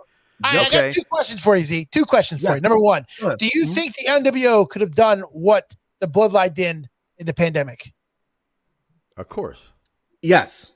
Okay. Number 2, because they literally did it from 96, from 95, the end of 95 to 97. And then after that, that's when everything got sour because too many people got in there. Everybody wanted, and I agree with you. I totally agree with you. There was too many people. But at the end of the day, there will never be a moment like there was at 1995's Bash at the Beach when for weeks and weeks and weeks upon weeks, we were waiting for the third man, and we got the third man in the ring with Kevin Nash and Scott Hall. There will never be a moment like that. Well, Vinny, you know why, don't you? Because the biggest face of all time became the biggest heel of all time. Yeah. So I agree with you. He's the biggest face in wrestling history. But he's also the biggest heel in wrestling because he was the biggest face in wrestling history that I just choose to forget about. So we're not debating that. We're not debating that at all. No, that's not. But I would love to have this one-on-one debate with you. One-on-one debate with you about this. But yeah, we'll set it up. But so I'm absolutely for overall, my belt grade for this WrestleMania, night 1 and night 2 is my combined grade because that's one WrestleMania. I don't care about night 1, night 2, just overall WrestleMania. I would give it a 10 out of 10. Roman Reigns, title reigns. I think it was phenomenal. Yeah, I have my faults. Yeah, I have pieces in there that I would have done differently or I didn't like. Overall, being there in person, being there with my kids, watching it back on television, I don't think there was a dull moment. Yeah, there were matches like the street fight we spoke about, Vinny, that should have been and was not as great as it should have been. But overall, I can go back and watch some pretty shitty fucking WrestleManias that we give credit to because there were about 2 or 3 matches that overshadows the shittiness. This entire card to me, whether I like the outcome or not, was pretty damn solid is a good word. So for me, 10 out of 10. I don't even do 10s. That's wrong. Fuck am I doing? 5 out of 5 Roman Reigns title matches for me. Take that, Dave Meltzer, and put up your Rahu. Z, give me your belt grades. Let me get up out of here. I got to show another show at 9 o'clock. Ironically, I am going to compare this again to something that I did not like. I'm going to give this 5 out of 5 WCW World Heavyweight Championships Sting title reigns because this is a changing of the guard, seeing that Roman had the company in a chokehold as Hogan did for the better part of 2 to 3 years. The NWO and Sting was the only guy who had that against them, that had the willpower, even though they had people like Savage and Luger and Giant who turncoat. But Cody was always, even though I thought it should have been Seth to dethrone Roman. I agree. I think they got the right guy because Cody he gets them endorsement deals. Punk ass crybaby fans, say it. He gets endorsement deals. He dresses the part. He's the first WWE superstar with a Prime endorsement. Right? Prime is giving endorsement to athletes and sorry. Shout out to Roman Reigns for being the first wrestler to have a Jordan deal. Wait, hold on. You do know who the first person to get is to have an endorsement put on their gear was, right? Hogan. Who's that? No. Brock Lesnar. Because of the Jimmy Johns. Yeah. So he's really technically the first one. No. Let's talk about somebody motherfuckers know. Nobody gives a fuck about Jimmy Johns. Of course we don't. Jimmy Johns is great though. I love Jimmy Johns. I'm not. That's not my point. I mean, that's not the point I'm making. That's not my point. My point is Jordans, whether you wear them, don't wear them, like them, hate them, regardless, he is arguably, because I went a couple shows back, Vinny, I made funny on my show because you don't be listening to all of them, but I'll let you know what I said on air.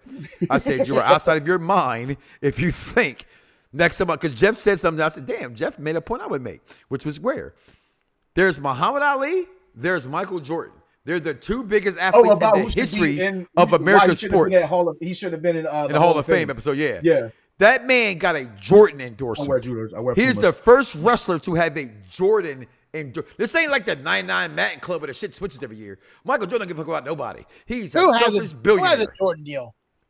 Roman Reigns. That's pretty sad. How was that sad? That's very sad. Because I can name 5 other wrestlers that deserve it more than he does. My boy, one of my best friends, my son Godfather, he feels like you. He doesn't like Roman. He hates that I love him so much. He thinks he can't talk just like you. Once Roman got with Paul Heyman, his career skyrocketed to the point he doesn't even need Paul. But he don't need Paul Heyman no more. because he could talk without. Paul doesn't talk for him like he used to. Paul used to talk for Roman. Now Roman talks for himself. Paul is there to accentuate the things he say. The fact that this man says, yes, my tribal chief. What do you want me to do, my tribal chief? Whatever you need, my tribal chief. I'm here for my tribal chief. Makes my wife really mad because my daughter. Steaks and eggs are ready, my tribal chief. My daughter does the same thing for me. Like all weekend long, my daughter was. I love my sons. They're my sons. One has my name. But my right hand is my daughter. If you notice in the video, she's the one who gave me my title every time. You know what I mean? But I got to shut the fuck up. I got to get out of here. I got the show, Sports Gamers Online, coming up at 9 o'clock. Real quick, let me just. I'm not too cook. I'm saying I got to shut up for myself. Go ahead and cook, Vinny. Oh, well, I'm going to be short and sweet. We're doing 5 out of 5. You are short, so go ahead and be sweet. 5 or 10 out of 10? It's 5. Belt grades. All right, I've been on your show before. And not the one on UPR. Okay. I'm going to give this a 3 out of 5. Dycez, can you walk off when my knees are bad? European championships. European? Wow. He's trolling.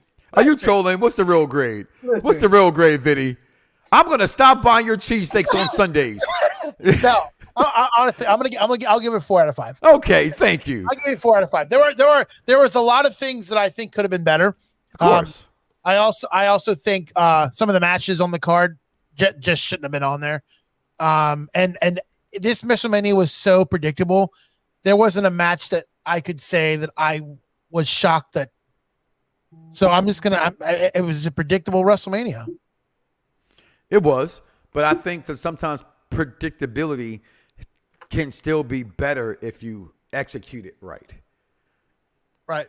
You know what I mean? That's why I think a lot of people in our chat got a lot of the same picks, except with occasion of a few. Like, hey, you know my favorite part of WrestleMania was though the fact you were broadcasting live from friendly confines. But did you see the Big Show? Do you see what good shape he was in? The Big Show, dude, he was fantastic. He looked so good. First of all, Vinny's girl. Can you please subscribe to the Mike Knoxxx show so we can go ahead and get the show? Gosh. Okay, let's go. Listen, before we get out of here, somebody shout out popped to you. on. Shit. It's EC. Shout out to you, Vinny, for your merch store. Ironically, I was just telling Mike I've been working on my merch store, so y'all can get y'all Zia Silent gear. I'm still working on it. My show like but yeah, every show I'm where on. Where the fuck is Mike Knoxxx gear at? You're my VP. That's your job. But. So y'all can get y'all a Zia Silent shirt. It's going to have this logo. It's going to have hashtag good dog damn. I don't care. And everybody's favorite, your mama's favorite daddy. So those shirts is coming soon. Get out of here. Come on, man. Yeah. Get y'all. Come on. Because you ain't. Come on, man. I'm out here working. Let me talk to you. And as always, y'all know, just hit me up if you want those executive contradiction shirts. We got them. $14.99. $14.99. Get yours today. You better get them today because they're gonna be selling like hotcakes. If you want to be contradicting yourself, like yeah. Hey, listen, Mike, are you ready for this? This is Dan's reaction at the end of WrestleMania. Look, we can't see. Shit. Your green screen stopping it. Hold on. Let me turn Put your hand behind it. Put your hand behind the phone. Okay. Ready? Yeah. There we go. Oh, to the left side. That was Dan's. Because that's because of the Cody mark. That's because of the Cody mark. Just bring it, bitch! Guy. I want you to fire me, you fucking mark! Listen, I love wrestling and I love you guys. This is the longest show I've ever done. And we getting numbers though. I appreciate you guys. I appreciate Vinny for joining. Zia Silent as always for being a part of me.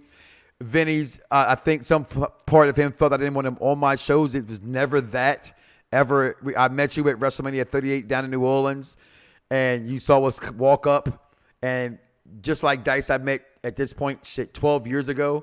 You were a fan of my show that I didn't know, and to me, wrestling fans, to me, and I get teary-eyed when I talk like this because it's real to me, right? I've been doing this for a long time, so to have fans become friends is really special to me. You know what I mean? And I mean that wholeheartedly. I hope we all get to WrestleMania one day together and sit together. Because again, shout out to my man Anthony who showed me a great trip. I'll take that bitch to Minnesota. Who sent me a great ticket and a great seat. It was nothing against him or anybody else, but it's really good to just sit with wrestling fans that you know and disagree. Like my section was banging. I had guys obsessed with wrestling, didn't like wrestling. I had them cheering Rhea Thickly because I never even heard the name. Oh, Rhea Thickly. Okay. I had them cheering that. I had the, hey, we want some Bayley signs going on.